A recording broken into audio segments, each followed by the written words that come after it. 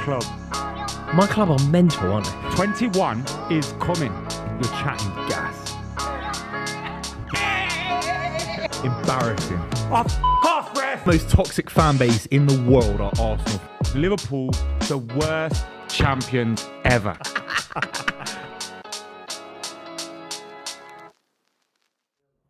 Yes, people, what's going on? Welcome to the club. Bottle full of bud, I'm mama. gas to see you, mate. Yeah, good How to was your see trip you. away? Good If anyone to doesn't know, where were you? What were you up to? Good to see you too, Rory. I was in the Bahamas with Rory. Then he disappeared with 50 grand in his pocket, and I haven't seen him since. Yeah, it's a tough life for some.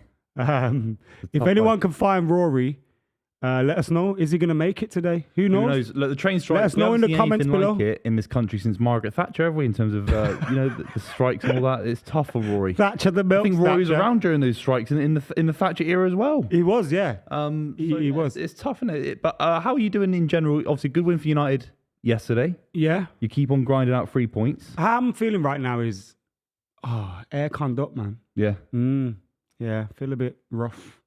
Yeah. But United won yesterday, 2-1. Casemiro got sent off, which, I don't know, I'd love to hear your thoughts on this, because at the time I thought you were an idiot for putting your hand around someone's neck. Yeah. Because the minute you do that, you're making it easy for the ref, especially with VAR these days.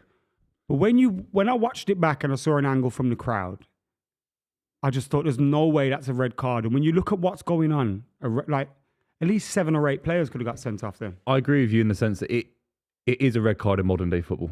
And I hate to say that because I don't like where modern day football is. And I think Casemiro, you should never raise your hands. It's not good. You're not leading by example for one of the biggest clubs in the world doing that to grab someone's neck. But the thing is, I It's don't not think right. he's grabbed his neck in a... It's mad. It's mad that we're just dissecting it. Even saying this sentence. But I don't think he grabbed his neck in an aggressive way. No. I think he tried to pull him out. Yeah. Of the the neck's crowd a bit of a strange by his place. neck. Yeah, I think chest is you push a chest, push an arm, shoulder, but neck's a bit vicious for me. For me, I think he should get an 11-game ban. Oh my! For me, I think 11 games. Are you going down the Agbon Lahore route? I'm doing the Agbon Lahore. Are you addicted to Quality Street as well? I'm not afraid to say it. For me, 11 games, maybe 8 games and 100 grand fine, or a week's wages donated to charity. The problem United have, he misses 2 Leeds games and a less game, I think. He doesn't miss the game against Newcastle in the cup final. But if we were to appeal, and they say your appeal's frivolous, you can get an extra game back and he could miss the final. So let's take the fact that you're not a United fan out of the situation. Let's pretend this is your club. Yeah.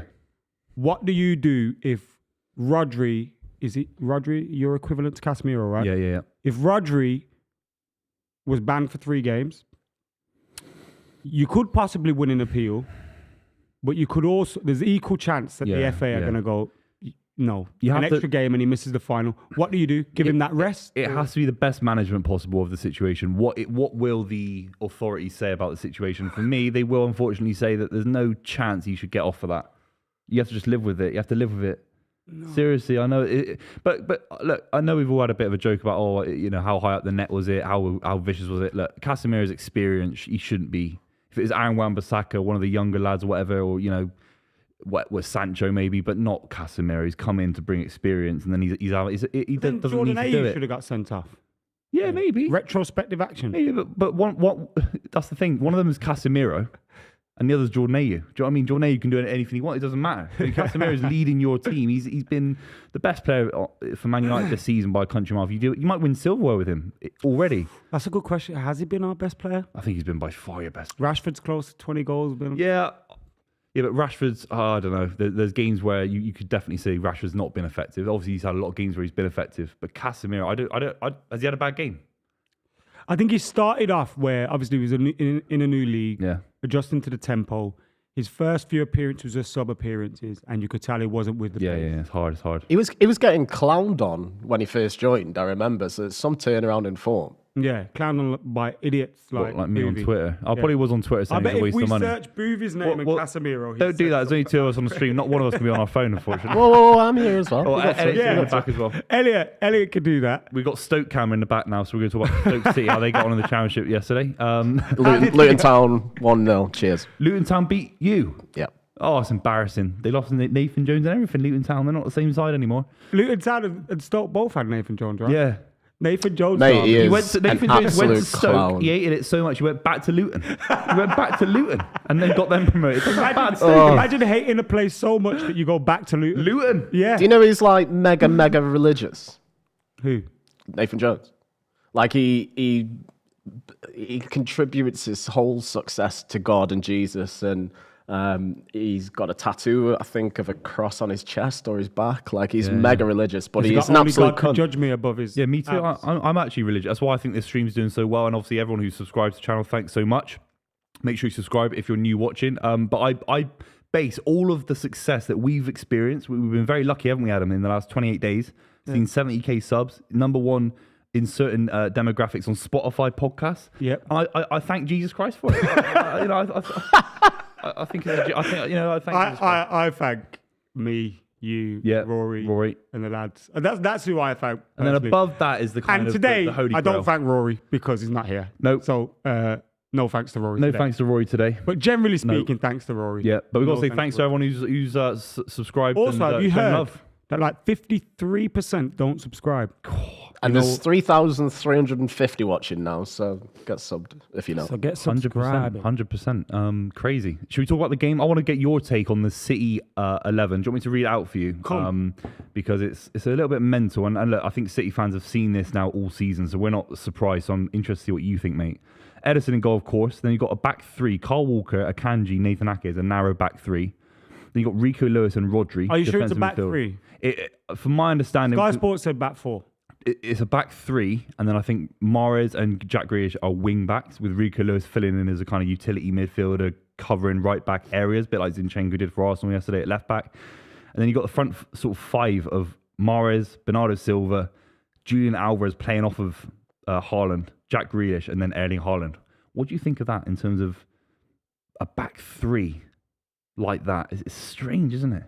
I think City are so fluid, and football's so fluid now that even when in defence, you're not going to have three. You know what I mean? In two, defensive whatever. situations, you're never going to have three. So it's just in those transitions that you might sometimes Rico Lewis might travel forward, Kyle Walker might travel forward, and therefore someone's got to pick up them holes.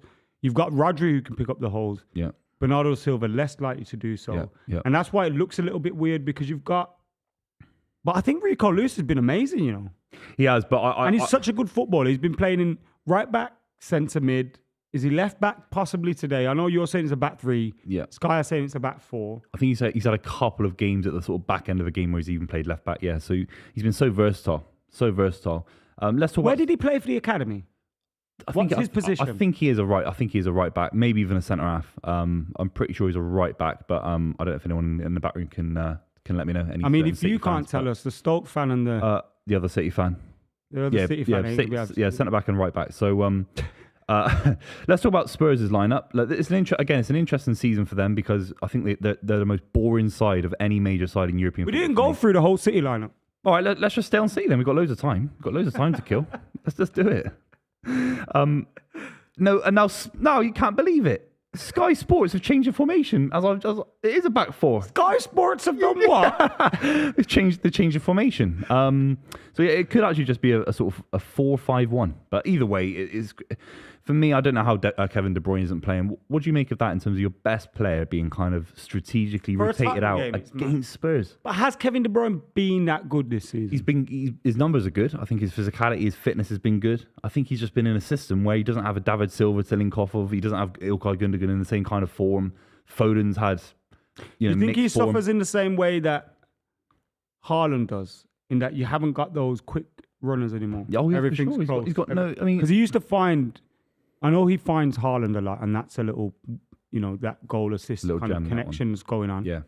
But the amount of times he used to put the ball to the back post, that little area between the back With post and pace. the end of the 6 yard, Yeah. every single time. And Sterling would be just Sane. knocking them in. Grealish very rarely occupies those positions. Yeah. Um, Mahrez isn't really there. Mahrez wants to get it and run at people. So maybe he's suffering from that. It's weird that he's not being played as much by Pep. Is Pep doing this weird thing where he overthinks everything. Yeah, like he definitely is. Yesterday, Arsenal lose. We'll talk about them later. Arsenal lose against Sean Dyche's big bastard toughies.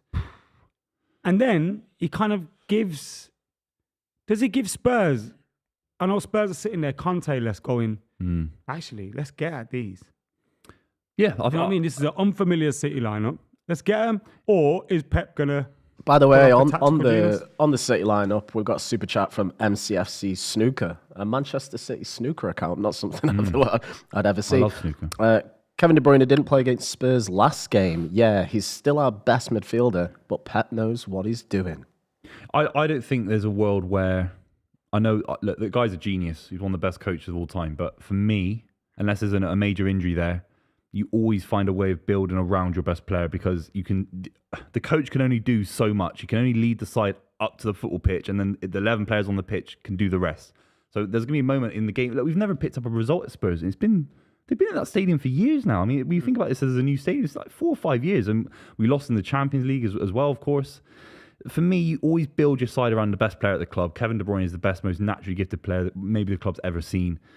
If we drop point, all I'm saying is, look, we're just using this as a narrative because Spurs have had such a good result against us at home.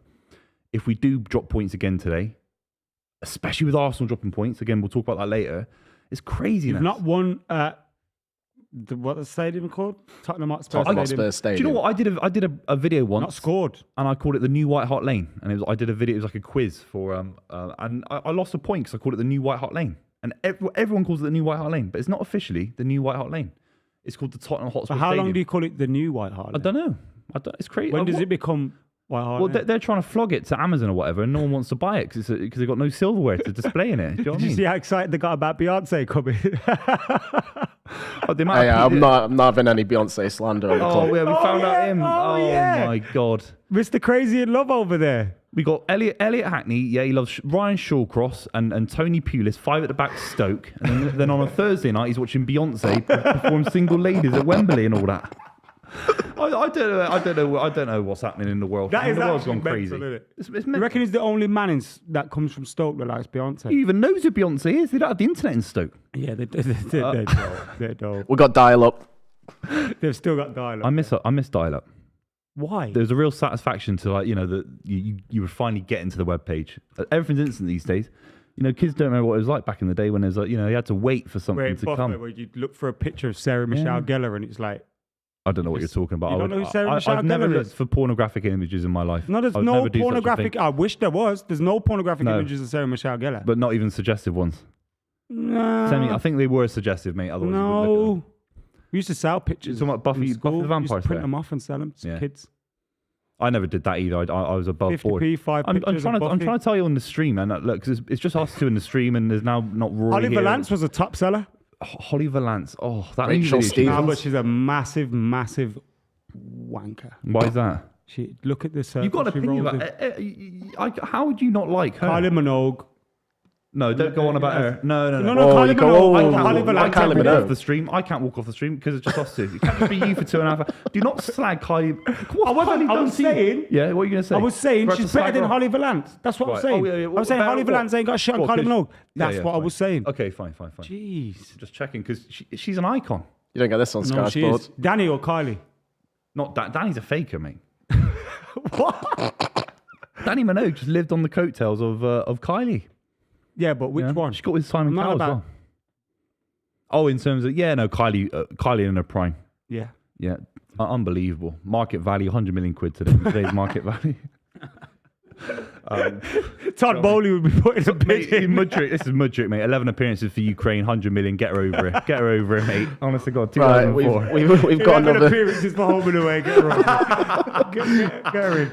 We've got another super chat from Lorenzo. Says if Conte leaves Spurs at the end of the season, would Bielsa be a good fit? Oh, for the love of... Can we get this guy... Oh, look, we've done the taxi thing. Get Bielsa a taxi back to Argentina, back to Newell's Old Boys or whatever it's called. Honest to God, this guy, he's never won a major trophy in his entire career in Europe. I Your believe boy in loves him. Argentina. Yeah, and he's a foundation. He's the kind of everyone's favourite manager is their favourite manager. Do you know what I mean? It's like that. So I don't get the guy. He nearly got Leeds relegated. He can't set up a simple defence. All right, football can be advanced. You can talk about the kind of free-flowing total football thing that Cruyff tried to do, and obviously he's trying to do.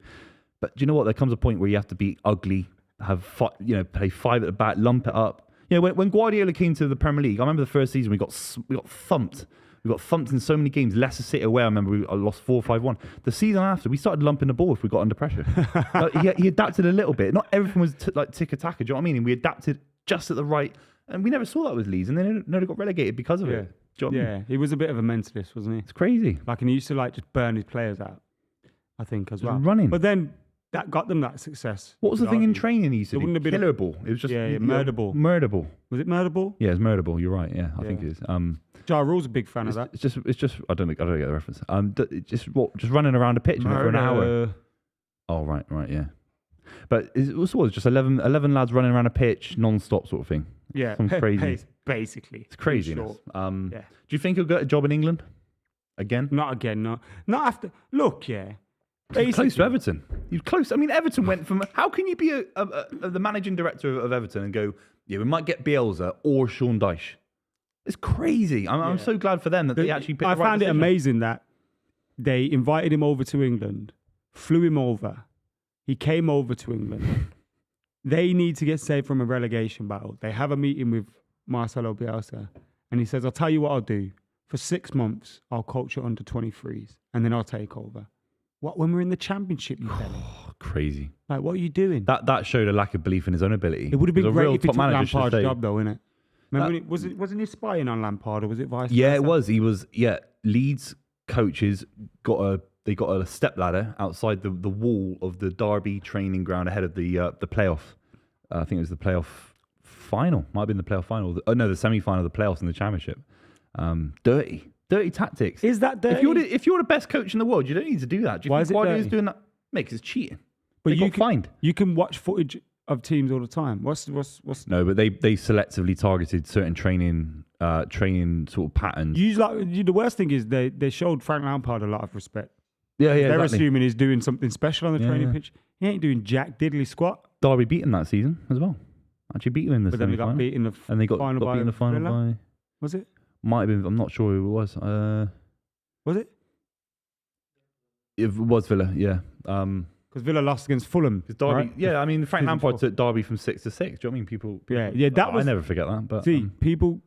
Without Rory here, we can just lay into Frank Lampard. he would have and slagged me off for there's that. no chance of anyone defending Frank Lampard. R.I.P. here. Rory. This space here would have been very angry right now. This space here, I'm just like hovering where would have been red and kind of tight and fuming at me saying that Lampard took Derby from 6 to 6, Chelsea from 4th to 4th. You know what though? Everton He's from going to fall 19th to upwards and get 19th. another job. What's that? Lampard, he'll fall upwards, get another job somehow. I don't think he'll be the Premier next League club. England manager. I don't think do you know what? It wouldn't. Something like that wouldn't surprise me. A crazy international job. Gerrard or Lampard will be England manager one day. It's sad, isn't it? It's sad. You've lost 5-0 on aggregate in the last 3 games at Tottenham Hotspur Stadium. See, it's called White Hart. No, it's called Tottenham Hotspur Stadium. Yeah, it's always been hard. I do think a large part of it is down to Guardiola overthinking. I think we overthought the Champions League quarter final when we Aguero actually missed a penalty in that game. We just always overthought it. I miss the days of Mancini. We went to the White Hart Lane, beat him 5-1 twice, I think, under Mancini. Jacko scored some unbelievable goals. I miss those days. Jacko was a player, wasn't he? What a player! We're talking He was about a January very transfer good player. signing. What a January transfer signing he was. 27 million quid. Unbelievable. He was 27 million as well. Yeah, from he seemed to Wolfsburg. always score crucial goals. Yeah, he did. And when he come, I think he come on at Old Trafford and scored. And just as soon as he come on, I just thought, oh my God, he's going to score. What in the 6-1 where he sort of tucked it away a couple of times. Was it? I'm sure there was a game where we were leading 1-0 and he come on and scored. I may be wrong. And I just remembered that 6-1 and I just pretended we'd, Yeah. Good player. I think his issue with Edin Dzeko's issue was how he looked as a footballer. He looked a little bit clunky. Bit like me. Oh, I was going to say myself. I was as well. watching Weghorst run yesterday and I thought, that looks like me. No, you're not. No, He's all mate. knees. You're not even as bad as that, mate. He's all knees. He is shocking. He's not shocking. He is shocking, mate. Not shocking. He's got 2 goals. He's got 2 goals in 20 for Burnley and got them relegated. He's already scored for us, bruv. No, I'm talking about Burnley. Yeah, but I'm on about for United. But I don't care about United. I'm more interested in Burnley. He scored 9 in 18. He scored 2 in 20. 2 in 20. Before Burnley, Yeah, what's his He had a record? 1-2 record everywhere he goes. What, in Germany? Yeah. About where So did Werner. Busquets So did goes, Werner. Everywhere he goes. We're seeing the lads in the tunnel. Should we? Do Everywhere he goes. you want to quickly talk about what happened to Liverpool yesterday? Because I think it's the juiciest subject matter. I think it was so good, wasn't it? Craziness. It was so good. That Liverpool result, 3-0. Then Jurgen Klopp coming out afterwards, and he was asked a fairly reasonable question by a journalist. Yeah. Like there wasn't. Feels like it always is before he blows up. It's always Yeah. a reasonable question. And he basically went, I ain't answering that question from you. You know why. If he wants to ask me it, I'll answer it. He asks me, he answers it. Like, what are you Rude, doing? isn't And it? It's rude. He always seems to be taking defeat really badly. Yeah. Like, you know, managers seem to, and look, maybe he's a sore loser. Fergie used to be the same. Pep used to be the same. You know, all these managers are the same. When they're losing, they're not happy. And, you know, it's not where they want to be. But he always seems to be taking it really badly. He doesn't look like a man that's in control. No. And he's always exuded, you know, control and being able to manage things. And Patience. look, I know Rory was saying on his channel they might need to sack him. But does he get sacked by Liverpool? No, I don't think he gets sacked unless there's a real crazy. They get smashed in the Champions League. They lose 6 in a row in the Premier League. That's not going to happen. If you sack someone like look what happened to Man United after Fergie, Arsenal after Arsene Wenger, even a little bit, you know, when Mancini left Man City. I mean, there are always these chasms in the football club when these big names leave. Liverpool could literally end up 30 years not winning another league title again. I know it's crazy. Yeah, it's crazy because United have got the cash. They do. Whether it's well run or not, I think eventually you'll get there. City, of course, have got almost endless amounts of money. Newcastle and Chelsea. And do you know what I mean? Do you know what, you look at it, even Arsenal, miles ahead of them. So Liverpool, if they sack Klopp, how could they compete with a different manager? How could they ever compete with those different sides? Look, I'm just playing devil's advocate here. I'll give you my opinion in a bit. But do you think the whole 7-year thing is a thing? Has his style, with the lack of being able to change all those players within the squad, has it kind of burnt everyone out? I think trying to just... He started with the foundation of working hard, the gegenpress stuff. Sort of every player has to have a responsibility. Every player had this kind of humbleness, didn't they? They were all kind of working hard for the football club, whether they were big names or small names. They were all playing for Liverpool at 1,000%. And in the last couple of years, I think Liverpool have had to adapt and bring Thiago in, people like that, and play better football. And it's not easy to just say to players, right, you've got to play better football now, be more of a possession-based side. I don't think it's as easy as that. That's why there's so many coaches that... Only a couple of coaches have ever been able to coach a side to play beautiful football. Look at Guardiola, Cruyff. There's only a couple to do it at a very, very high level. Jurgen Klopp hasn't done it at a high level. You know, we saw it last season probably in its fruition in terms of someone like Thiago coming in, they're getting on the ball more, having more possession, they're running less. And they didn't only win 4 trophies last season, but then they didn't win the Premier League, they didn't win the Champions League, and now they've fallen off. So that transition... What do you mean he hasn't done it at the highest level? Sorry, what I'm saying is he's done it at the highest level. I need to let you explain yourself. Yeah, please do. Yeah, I need it as well. What I'm trying to say is Liverpool phase 1, is it fair to say Liverpool phase 1 was gegenpress, working hard, simple passing. Well, they did it at a high level, right? High intensity, and they won everything in that way. Liverpool 2.0, which is kind of the 7-year kind of time frame of what you've just said about Mainz and about Dortmund, he's trying to instill a more of a possession-based, stylistic kind of midfield that control the game. He's definitely changed his style, and it happened last season. But with that style, he only ended up with an FA Cup and a League Cup. He didn't actually... Do you think it's not a change of style, and maybe they just haven't got the players to do his usual style? If you get what I'm trying to say, it's hard. Jurgen Klopp is one of the best managers in the world. It's as simple as that. How can you discredit him when you got Mohamed Salah's done nothing in the last 6 months since the contract? He's not running. How can you discredit, Matip? What he did yesterday against Wolves was absolutely embarrassing. They got injuries like Van Dijk. I don't think Alisson's been poor. Trent, Robertson, shocking this season. Shocking in my opinion. I'm not trying to be biased as a City fan. They did not represent Liverpool yesterday. That was not Liverpool Football Club playing against Wolves. It wasn't. And a club of that stature, there are some sides that can go to Wolves and lose 3-0, whatever it is. But Liverpool should not be losing in that manner. It's not right. The writing's on the wall for Klopp. In what time frame? I think he should be allowed to make his own decision and decide when he goes. And I think if they sacked him, there'd be a disgrace. because most of the reasons of why you see Liverpool falling off now is because they haven't backed the manager. Yeah. They haven't given him the resources that other clubs have. And I also think when you look at the Darwin Núñez signing, who else did they sign? Gakpo. We've got to talk about Gakpo. Cody Gakpo. They signed Cody Gakpo and Darwin Núñez. Two players that were doing well for their respective clubs in Portugal and in Holland.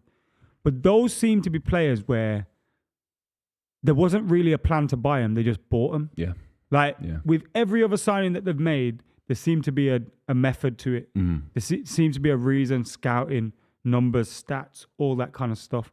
And I don't think they did the same with Cody Gakpo.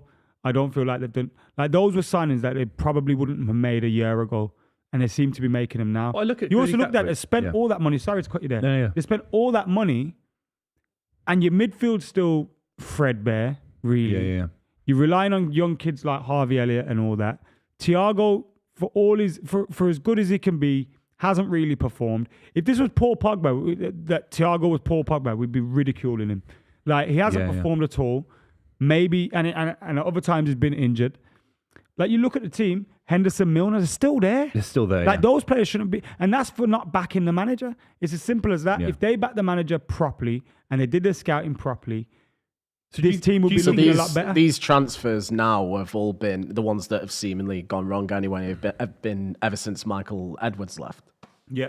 Yeah, of course. And that's a massive factor. And he was the one that told Klopp, trust me, you want Salah. Klopp was like, I don't want Salah, I think he wanted Julian Brandt or something like that. Yeah. You know, Marco Ruiz or someone like that. Yeah. Good I think players, it was but Julian nevertheless. Brandt, And he went, no, I want Mo Salah. No, sorry. Michael Edwards went, no, you want Mo Salah. trust me, For the style of football that you want to play, Mo Salah's your guy. And look, there he is. Yeah. He's your guy. Also, on that note about Salah himself, like yesterday, must have been 3, 4, 5 chances that he spurned. Certainly doesn't seem like his old self. Like, Salah's really fell off this season. I think the classic that, and thing. I Give him a- thought give a that, guy but a then load of money. Liverpool fans say he's the only one that's performing. Yeah, but and we have to what kind level? of... They're 10th. Aston Villa, I mean, are they 10th or 11th? They're closer to the relegation zone than Manchester United. Yeah, and it's shocking. And it's also, they're closer to sides like Aston Villa, who sat their manager for being in a relegation battle at the start of the season, Steven Gerrard. So it's absolutely crazy. There is, look, what you just said about the strategy of Klopp and the kind of, he wasn't backed, I think it's absolutely fair. For some reason, they're pinning all their hopes on Jude Bellingham, for example. I don't think that's a not adequate happen without transfer Champions strategy. League football. It's not going to happen anyway because they're not going to pay him £300,000 a week. Like, they can't do it. But I'm sorry, but it's either the manager or it's the play. It has to be someone has to be accountable. It can't just be this kind of philosophical. Oh, well, if we spend the right money in the summer, or if we spent more money in January. I'm sorry, but the guys that started. I mean, we've got an £80 million striker, Darwin Núñez. His efforts on goal yesterday. They're shocking. And I know he's hit a few on target. And I'm even hearing the commentators saying, oh, he's hit it on target. Mate, a world-class striker for that price should be hitting corners of the goal. Corners of the goal. I think net. in terms of big chances missed. He's on it hitting the target. His big chances missed is in like the top 5 in the Prem. On my life, I'd take Billy Sharp over him right now for Liverpool. On my life, I'd take Billy Sharp. The guy's about 55 years old and he's a proper... I'll get Kevin Phillips out of retirement. But these guys are proper. They hit the corner. Maybe they miss, but they go for the corner. We're seeing this guy scooping it middle of the goal, just trying to get his stats up. Billy Sharp. Seriously, I'll take a Billy Sharp. He's doing it in the Championship for Sheffield United. They could get promoted. Would you take Darius Vassell? Mate, come on. Darius Vassell. Would you take Gabriel Barnahor? I'll take Samaras. He'd take Andy Carroll. I'll take Andy Carroll. Oh, mate, fuck Andy Carroll. You see what he done to Christian Eriksen, the dickhead? Yeah. Absolute lunatic running around trying to injure people. What's wrong with him? I saw a United fan on Twitter saying, oh, he should be back. He should never have come out of retirement or whatever about Andy Carroll. He should never have been playing football in the first place. He should have retired years ago. Yeah. What are you on about? United fans are absolutely... I didn't realise he was on the pitch till he got sent off. You're allowed to challenge people No, and that was potentially injure people. proper nobbled him. No. He did. It was clumsy. Football's a clumsy sport. No, there was about 3 challenges in 10 minutes where you went, Andy Carroll wants to get sent off. No, this isn't snooker, yeah? Do you know what I mean? This is a contact sport. And we don't see Jimmy White smashing him with a cue in a snooker. Because that's snooker, and football's contact sport. Yeah, I wouldn't put it past Jimmy White. No, I wouldn't. Was that an on-ball shout there? No. Possibly. Yeah. It's been nothing really good. Do you like wearing red and black's weird, isn't it? No, but they've always worn. The last time we wore red and black at Spurs Stadium, it would have been the 5-1 Edin Dzeko, Aguero. Yeah. Yaya playing. I don't Black think and he white. scored The black and white. that Sorry, the season. red and white shirt reminds me of Yaya Toure. Yeah, Yaya Toure. Yes, the kit we wore in the 60s. I think Yaya season. Toure is your greatest ever player. Not for me. The cake situation was an issue. The cake situation. Was You can't.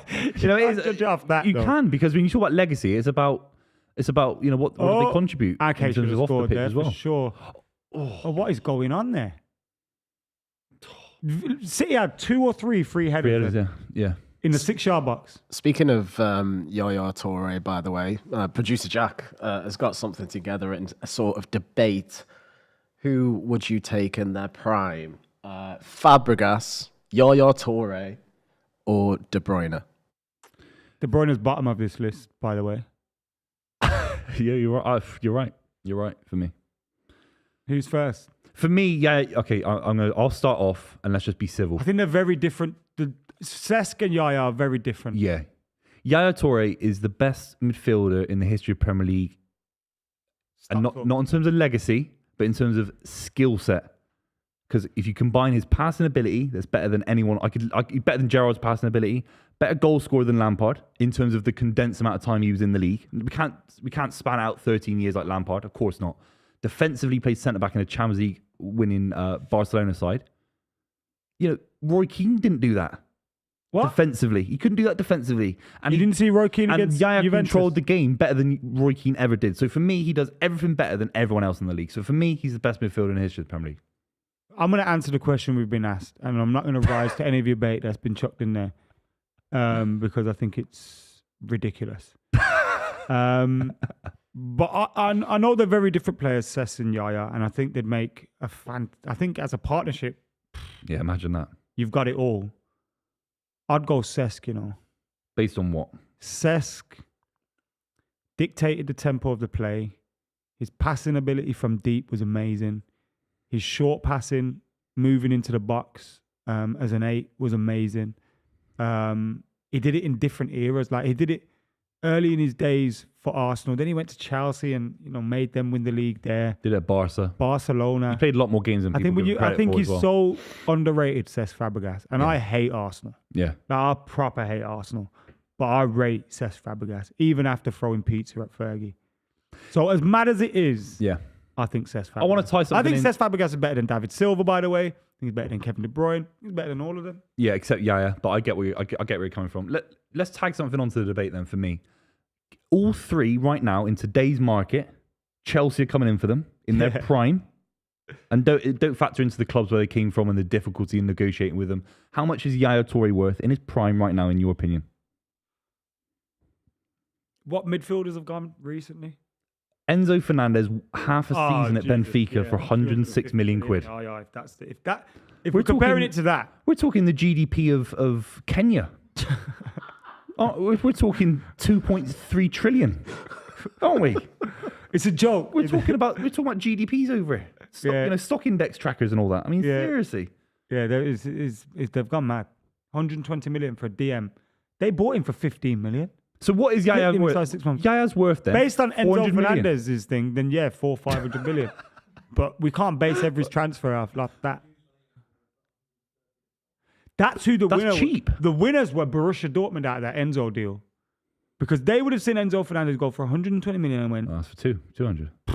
200 million's of Because Bellingham's price. triple the player this Enzo kid. Triple. I don't know. He is. I don't More think I've seen enough of physicality. Enzo. This Enzo's not big enough for the Premier League, in my opinion. He's not a workhorse He's like Argentinian Kante. though, and I think Yeah, it's like Lisandro Martinez. You can talk about his height, but it's not hard. about the size of Look the at dog in Paul the Pogba, fight. he It's about the struggled. size of the fight in the dog, baby. Oh yeah, of course. But I you think look at Paul Pogba, he struggled. I think you've rustled some feathers in the chat with someone from Kenya, Buvey. They say that our GDP is not £106 million. I didn't say it That's was. I'm rude. saying no, I didn't. I said it was like 2.3 trillion actually. So I was using that reference. It was actually a really big number. Yeah, there's a lot of resources in Kenya. I'm not slagging off Kenyans for having a small GDP. People are desperate to chat about anything these days. I'm saying the price would be as big as a GDP of a country. Okay. My cousin lives in Mombasa. Really? Yeah. I want to get over there. You reckon there's a post You're not there? welcome anymore Why is that? because you're I've not. been saying they got a big GDP, the size of a transfer in today's market. GDP Unbelievable. sounds like a euphemism the more you say it. For what? It means gross domestic product, mate. I know what it means, man. Geography and all that, GCSE. What? Geography, that was like a thing in geography. GDP was in geography? Yeah, I thought it was geography sort of subject matter. No? Was it? I don't know. I just watched Maybe. The Chase. Surely That's how I not. learned all my stuff. I just watched The Chase every day, 5 p.m. on a weekday, ITV. We need to get you on the check. I've applied a few times. Me and Joe off Paddock applied to be on bargain on. Like we really want to go on like some. Yeah, like yeah. You don't win any real money on bargaining, though. No, but I want to It's go. not about on that, Elliot. You're missing the fundamental point again, mate. I want to be on deep bargain on, and we want to connection bargain on to a great fleece. show. That's it. Do you know what I mean? And meet David. I want to be on Dickinson. Dickinson's Real Deal. Mate, I want to meet David Dickinson. He's old as well. I want to see him before I'm not being funny, but he's getting old and all that. He's the same colour as this table. No, He's he's better tan than me. That's hilarious. But so is that the debate wrap for you? We've sort of said Yaya Toure. The debate is that Yaya Toure is the best, and he's worth 400 million quid in today's market. Is that a fair way of wrapping up the No, video? I think I'd take Cesc, But I just like those. I think Elliot to decide. think the Third man. partners. Whoa. I think it'd be a great partnership. Of course, they're both incredible. Well, we've had a super chat from Levi Bowden who tried to steer it another way, but he's not. I don't think he's being serious. He put Wayne Rooney, Paul Scholes, or Glenn Whelan. So we'll ignore that. For me, I think I'd have to go Yaya. I think Yaya just all round Cesc was so- could I do think- everything. You know what the thing was, yeah? Do everything. And I think, Scholes and Cesc and that. You know how everyone wants to play football now? They were doing it when Yeah. It like, was they were hard. doing that then, man. Yeah, They were pitches knocking the were harder. balls about. They would ping. Such good Doing it at football. Bolton away and all that. It's Cesc hard. Fabregas didn't he come into the team when Vieira and that were there? Yeah. He was 16. He was 16. That don't happen. 100%. That don't. 16-year-olds don't do that. But yeah, Toure was good when he was young as well, so let's not discredit that. They're both fantastic players.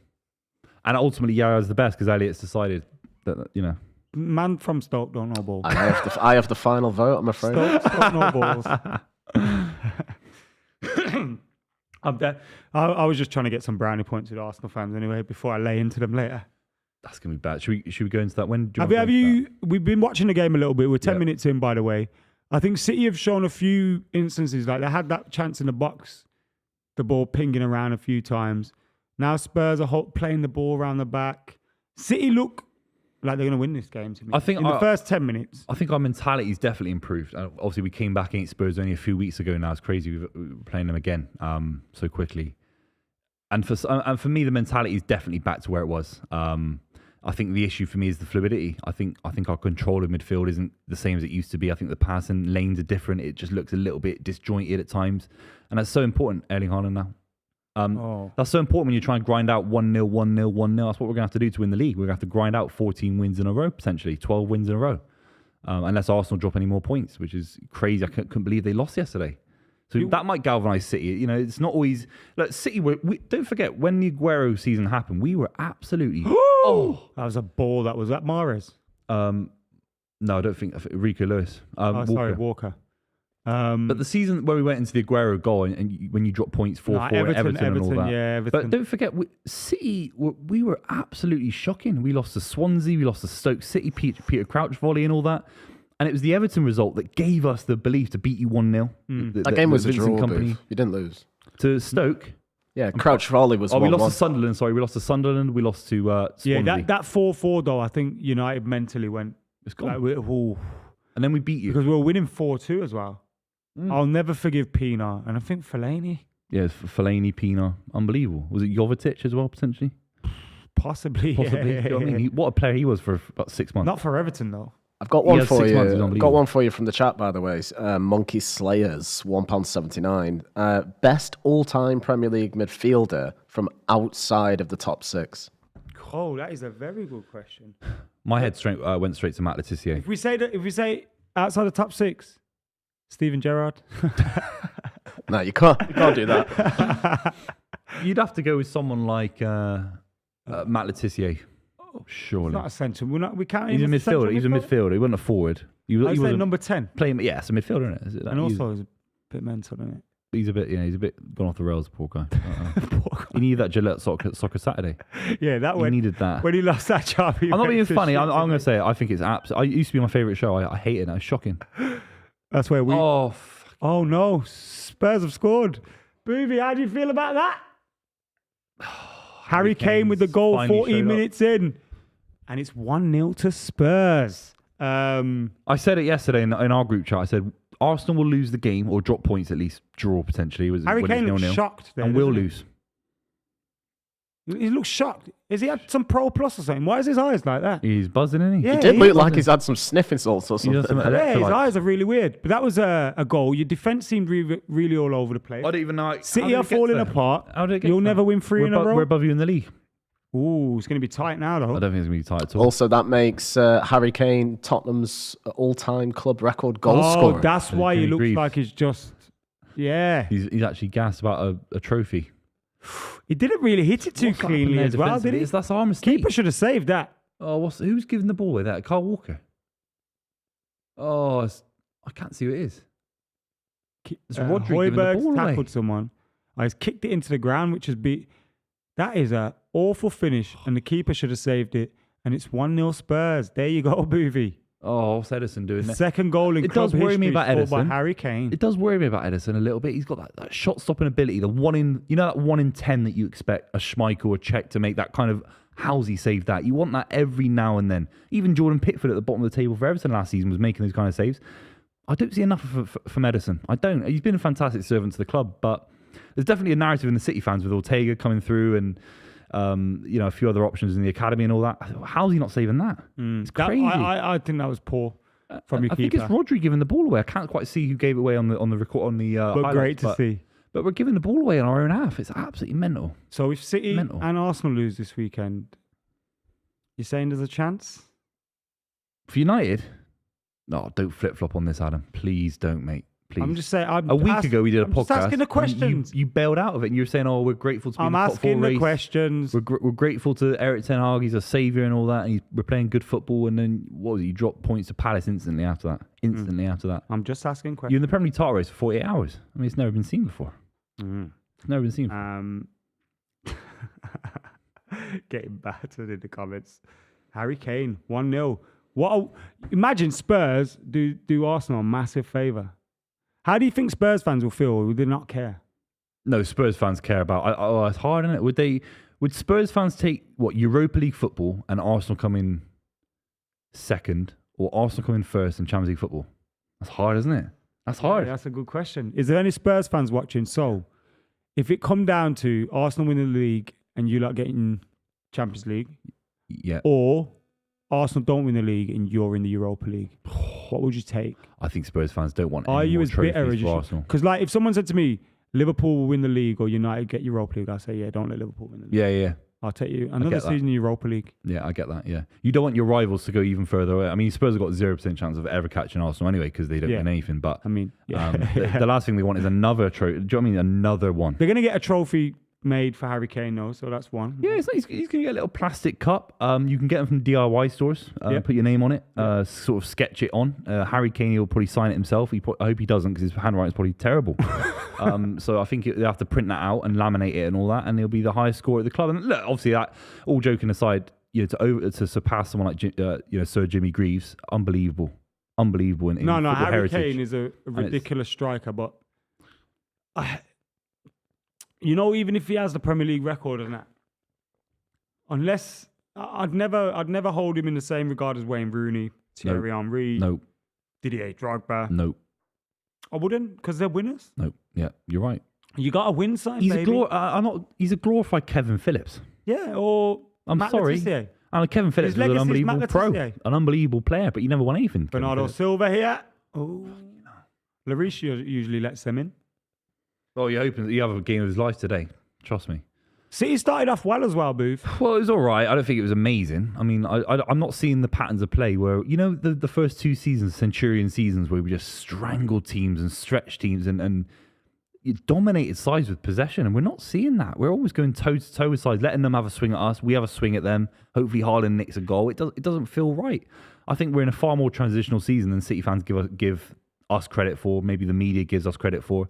I know there's a lot of complaints because of the money, and if you sign Erling Haaland, you should be straight back to the top of the Premier League, and there's going to be a big argument about that. But everything around it, Calvin Phillips is being rumoured to be, potentially sold in the summer. Sergio Gomez as well. Laporte, Ilkay Gundogan has got a contract situation potentially. That's like 5 or 6 players. That is a transitional season.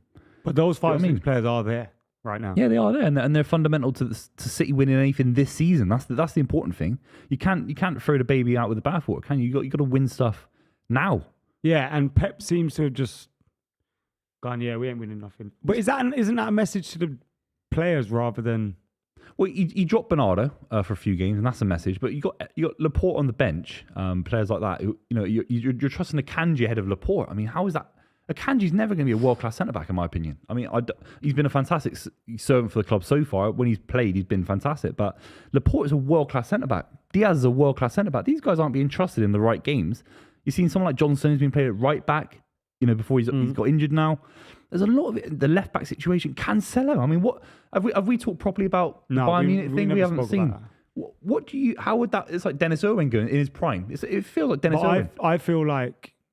There's nothing about his ability there. That was all about the dressing room, maybe Cancelo having a few issues with Pep, and Pep just saying, I'm boss.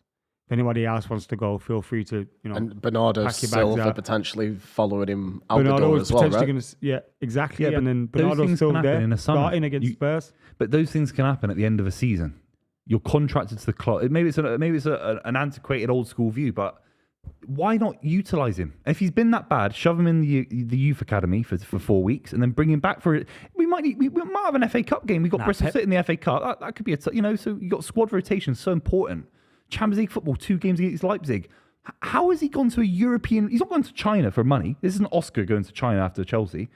He's going to Bayern Munich. He could play against us in the Champions League. How? Isn't he on loan though? From my understanding, so he can't play in the Champions From my research, I might be completely wrong. Let me know in the comments. He can play against us if we draw them in the Champions League. At the very minimum, if we were to play Bayern Munich and he can't play against us, he's helped them get to the point where we play them. They have been knocked out. How has that happened? For me, Pep's got to be the bigger man. That's my opinion. Who am I to tell Guardiola how to manage people? If the manager allows certain things to go, and you heard reports about him, kind of being verbally and like quite demonstrably and like against whatever Pep's saying or whatever, you can't let that run. Especially in a team where you rely on everyone doing the right things, everyone tactically being clued in and geared into what you're doing as a team. Yeah. If you've got a player that's running his mouth and your manager's allowing that to happen, you're going to lose control of the dressing room ASAP. And I think that also probably that's a horrible thing. That was horrible, yeah. Is it? Horrible, wasn't it? Bentancur, I think. Bentancur, horrible. I think there's remember, and look, I think Rico Lewis is a fantastic footballer, so I'm not comparing them their abilities because the man that I'm going to say isn't very good anyway. But do you remember when Mourinho started playing McTominay? Mm-hmm. And he was like, yeah, look, this guy does everything in training, so he's going to start. Yeah. And then telling the first team is like, look, that's what I think is going on with Rico Lewis. Like, Rico Lewis he's obviously a very good footballer, but he's applying himself, he's working hard. Yeah. And I think he's saying, like, you boys need to start working. Like, it's a good shout. I think everyone's maybe getting a little bit complacent. Yeah, I think you're 100% right. I think the issue is we've got a lot of midfielders, for example. If there's been rumours of Calvin Phillips going out on loan, seriously, there's been rumours of that. If that happened this January transfer window, maybe I get it. Even Sergio Gomez being loaned out potentially, but how can you loan out someone that we've got such a lack of quality in that position? We do. I know we spent a lot of money. There'll be comments about the 50 million fullbacks and all that, but Cancelo's come in. He's been the best. He was the best fullback in the world last season, in my opinion. There's an argument, at least top 3, at least top 2. How can you mid-season justify not having a powerful, pacey right back that can create a goal out of nowhere and defensively he's very good on his day? He had a bit of bad form. There are managerial techniques where you could freeze him out at the club and the club can use him as an asset until we sell him in the summer. We're fighting on 3 fronts. We could win the treble this season.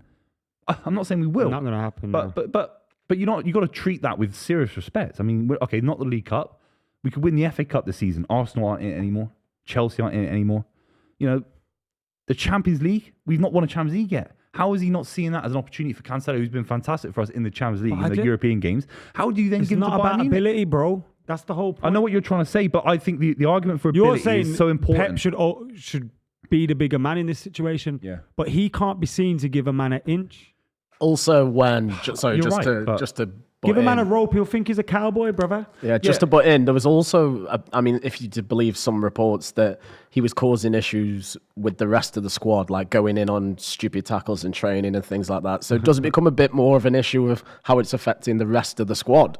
No, because what a good manager does is he realises that Cancelo could play, he could maybe just play 5 games from now to the end of the season. 10 games, it's just my opinion. And you play him in the lesser games. We've got Bristol City in the FA Cup, we've got Leipzig in the Champions League. Those are games where Rico Lewis isn't going to be playing. Is he going to be playing those games? Now, Rico Lewis. There's a lot of experience needed. You can't trust these players that much, in my opinion. It puts a lot of pressure on. I don't think Rico players. Lewis is the problem, bro. It's not Rico Lewis, but Rico Lewis, as you said correctly, is being used to kind of galvanise the squad and say, look what Rico Lewis can do. You've got to be applying yourselves.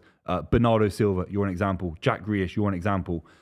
But at the flip side, you've got to win football matches. You've got to beat sides in the Champions League knockout stages like we've failed to do past the semi-final stage last season, what we failed to do in the Champions League final. Getting rid of an asset of such value as Cancelo is crazy. We don't have 4 fullbacks waiting to play football. We've got 1 fullback, Carl Walker. He's been used as a centre-back today. That's the thing. He's mental. That's another one. That's another yellow. They're dirty. Horrible little club. That's Romero and Bentancur book now. Horrible little club. Could have put. I should have backed that. Why do you think Romero started ahead of your boy Martinez for the World Cup? Because the manager's an idiot. The guy who won the World Cup. Yeah, for Argentina. Also lost against Saudi Arabia. So and then went on to win the World Cup after losing his first game. I mean, Lissandro was usually brought on to see games out. But he wasn't used, his defensive ability wasn't trusted ahead of Nicolas Otamendi. Romero wasn't the one playing over him. Otamendi was. Otamendi and Romero both starting ahead of him. No, but what I'm saying is Otamendi, like Romero's start should have been starting with Martinez. No. That's not Otamendi. They're all 3 of them fit. All 3 of them Romero is better than Otamendi. Okay, fine. Maybe in tournament football for the experience, Otamendi was also vital as well. I'm just saying Martinez wasn't. All I'm saying is your boy, apparently the best centre back the league's ever seen. The guy's 5'6" or whatever it is. How is he not starting for Argentina if he's that good? That's all. I'm just posing the question. I think it was clear he should have been starting though, and I don't think there was. I don't think we can't say that they were a better team with Martinez in the side. No, they weren't. They won the World Cup without him. They brought him on against. If he doesn't come on against Australia, they go out. That's a good shout, but that's Australia, mate. That's Australia. He's been brought on against Australia. Half these guys are against Saudi Arabia. Half the guys playing for Australia were the best team in the world. Half the guys in the Australian team were plumbers on the plane coming over from Australia.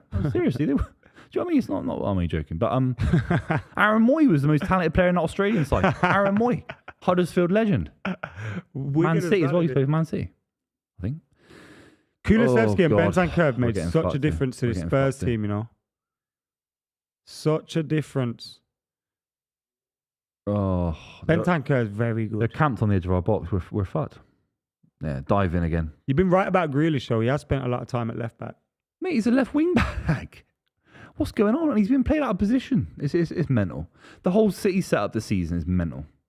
It's just not right. Something's gone deeply, deeply wrong in the last few months.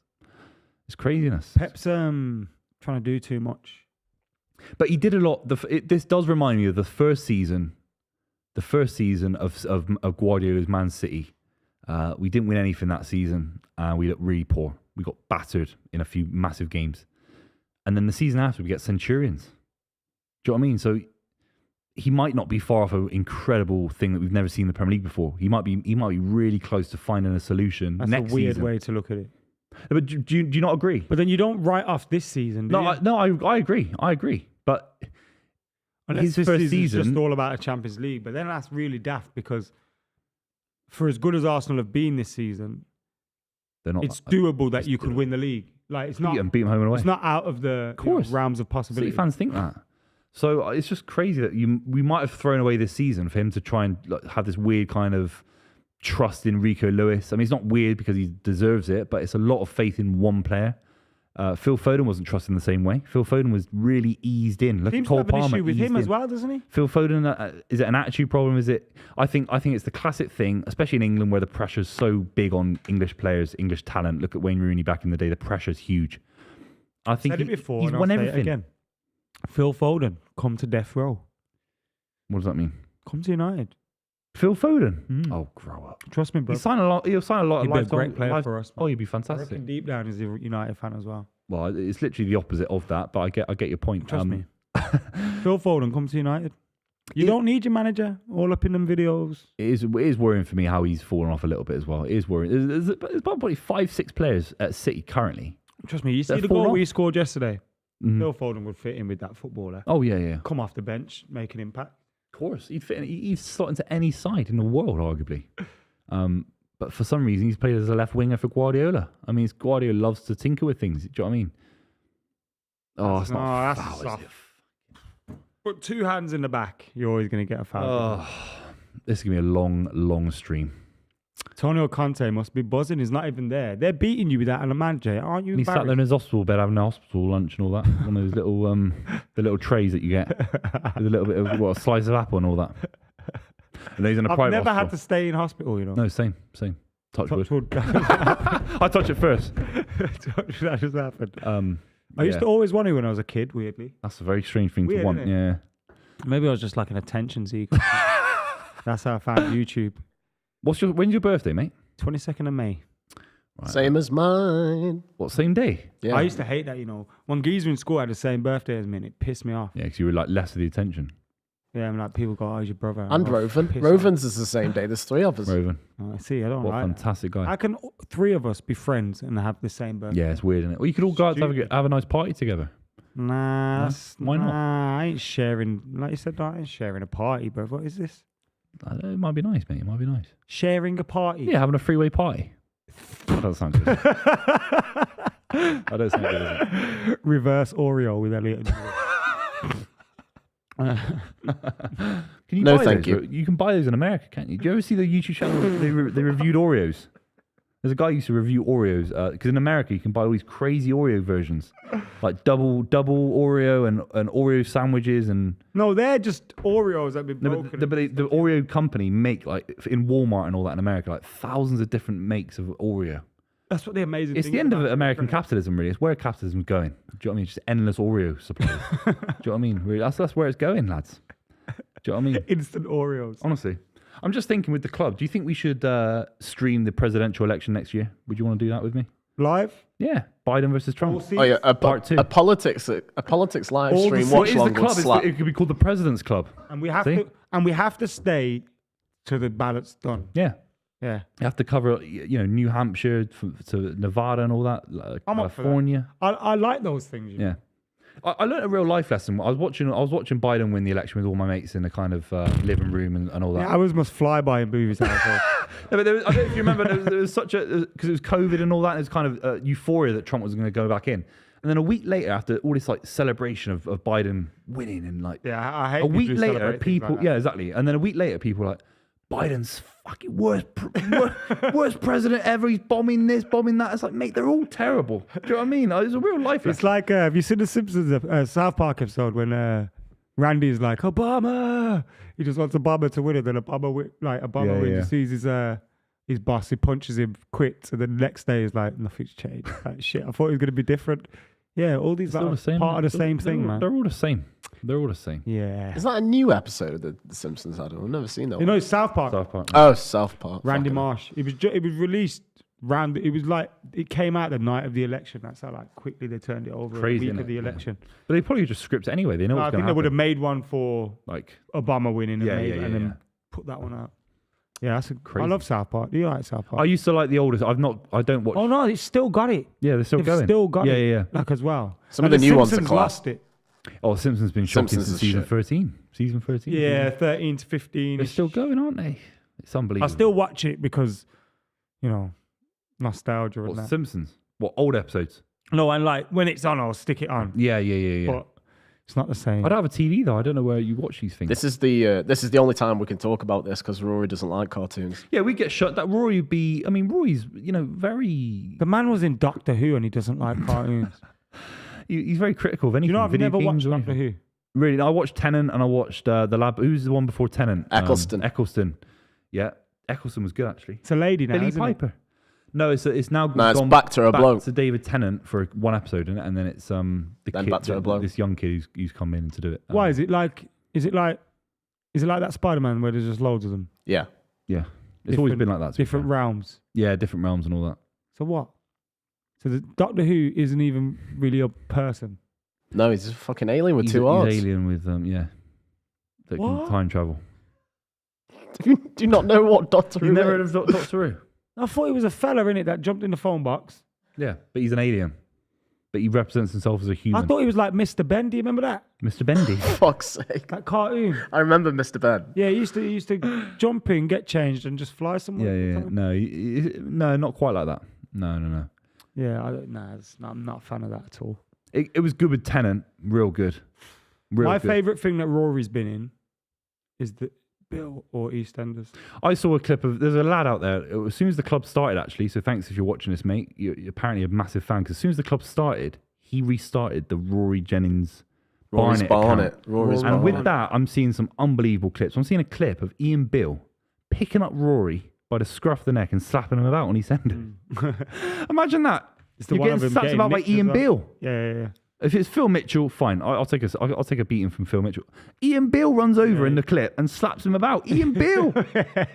Ian Bill's like 5'2". Rory getting filled in by Ian Bill. It's mental. What a time to be alive. But, we all got to pay the bills. Do you two know Adam would, yeah. the meme? Like, there's a famous meme, but no one knows that it was Rory who made it. Oh, the You know, Patrick Truman one. Patrick Truman falling over. He in hits the him with a shot. hammer. Yeah. Yeah, Rory yeah, made Yeah, that. then he gets caught by the police. And how could you do that to Patrick Truman? That says a It's a lot about disgrace. Rory's character, really. In broad daylight as well. What an idiot. What storyline got to the point where Patrick Truman had to be beat up by a hammer in middle of London Who next? Winston. by a young kid? You know what I mean?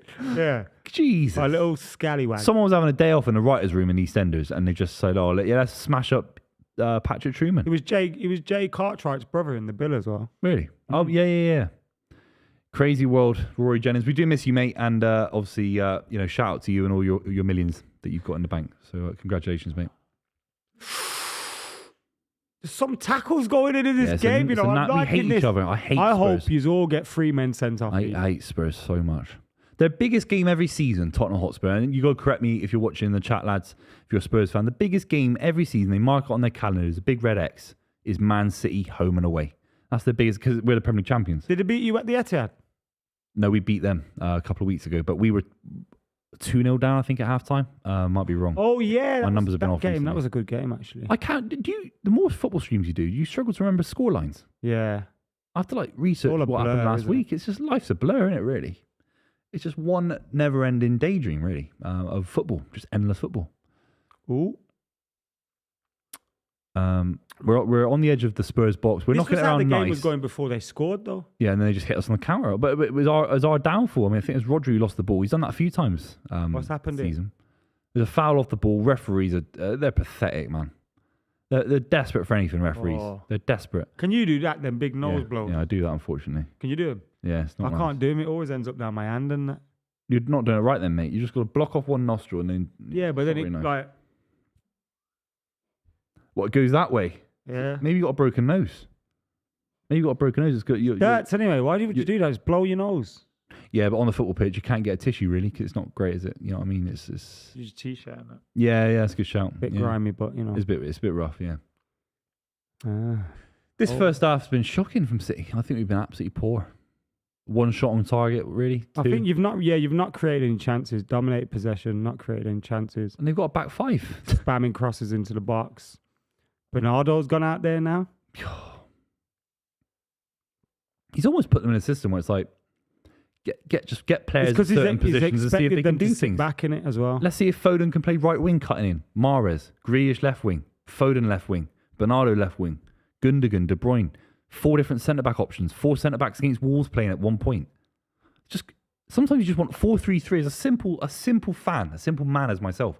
4-3-3, you know where the pass is every single time. If you need to change it up, you need to change it up. This season's been like 12 different formations. That kind of shows you that he's struggling. I think he's trying. I think you've got to Struggling reinvent yourself. he's struggling to get going. Fergie had to do it. He went from a 4-4-2 roughly. I know it changed, but he was a 4-4-2 Rico kind of guy, Lewis, wasn't he? Man. That was a foul, surely. I'm not sure about that.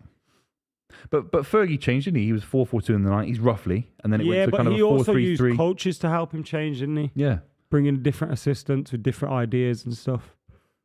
Pep seems to be... No one really... We're not a back three side. We're not... Back three actually says a lot that you don't have enough protection of your centre-backs. If you play a back three, you're being very conservative for no reason. Do you know what I mean? Spurs have been great this season. I think you could get at them with a back four. I don't see matching them up in terms of back threes and all that. Weird there. Has he booked him for that, Rico Lewis? I didn't see. Like they both had a little bit at each other, but he's given the foul. Odd one. Spurs playing well though. Knocking it around. They'll be loving this, just knocking it around a little bit. Oh God, then just they lump it forward. I think people in the chat think Rory's died, by the way. Last comment from Tom McFarlane. Rory, miss you, big man. Fly high. Well, he is flying high with the PCA with the angles. The angles. Oh, yeah, no. I want to run to you, Rory. I do miss Rory. I don't. Train strikes. I've been with him all week. Oh, yeah. How was it, Ad? How was the Bahamas? Very expensive. Like, very like expensive. food and everything. Especially like the resort we stayed at. And it was difficult to get off the resort because, you know, you're in the poker tournament. Yeah. But I mean, the Bahamas is amazing. Beautiful. What better place? And the Poker Stars, like tournaments and things and the parties and that they put on and all that Quality, stuff. innit? It's always very good. Save there from the goalkeeper from Rodri's poor effort. It was an amazing week. Disappointing for me in the poker. You didn't cash at all? No, and it was disappointing because I've had a good run. Yeah, I saw your post Like, about that. I didn't realise you'd cashed so many times consecutively. Not in like consecutive tournaments, but trips. Like London. Oh, yeah. Barca, Yeah, the trips away. Like yeah. those trips away, I'd cashed in, and then in the biggest tournament of my life, I didn't. And it was kind of gutting. It's hard, mate. It's hard. Like I was buzzing for Rory, but Rory made me show me how much more possible it was. Yeah, but because obviously I'm a little bit better than Rory. I think you're comparable. I mean, I know it's no. I think you're both comparable players. I do think you are. I do think you. I think he rides. I think he rides luck. Rory a little folded better it than you. straight on the board, bro. I never do that. Yeah, tournaments at that scale, from my understanding, you know. But yeah, the nerves get you. That's the thing. Avoiding bad and that's beats. what's amazing. You know, when you're in there, like you could feel that. Like it's nuts. People were playing for millions of pounds, bro. Yeah, the bubble when Like, everyone's it was waiting mad. and. Connor was like, there's this player called Connor who played in a tournament on 500 Gs like it was nothing, and you're like, what is going on? Do you know what I mean? Like these guys exist in a different world to it's us. crazy. See, man, The putting in 25k, Yeah. going out, putting in another 25k, and you're like, bro, if I did that, I'd cry. Like me and Rory were fortunate; we were given platinum passes. Yeah. We didn't have to stake anything. I didn't lose 25 grand. Do you know what I mean? Everybody else in there, if they didn't cash, they did. Although there were 400. But they see it as an opportunity, do you know what I mean? And it's crazy. Yeah, but poker. it's their career. It's mad. I love Loads it. of celebrity I love poker. players out there as well. Yeah, who did you meet? Anyone? Well, I didn't meet many of them. I just seen a lot of them. Any That footballers? guy from Breaking Bad? You mean? Oh, yeah, the Breaking Bad guy was there. And The Wire. The lad who gets shot in the head. The Wire is from as well. Was he in The Wire, was he? I don't remember that. He's in The Wire. He's in a few other things as well. Yeah, good actor. There was a few like YouTube faces there. You know that Alex Boltez? I don't know. She was on the Mr. Beast game. Oh, right, yeah. She was there. You just poke. Does anyone watch the Only Friends podcast, Poker One? No. Some of them people were there. Yeah, very nice. So just like that, really. Yeah. Got a question from Levi Bowden on Super Chats for $4.49. And those guys from the club were there. Oh, those guys. It says loudest stadium you've been to and the loudest away fans to visit your club. Oof. Wow, that's a really good question. Do you know when I went to the Bernabeu, and you know I was sitting in the Real Madrid fans, so I don't know if that made a difference to my experience. But Welbeck scored and I celebrated it. Eric Dyer!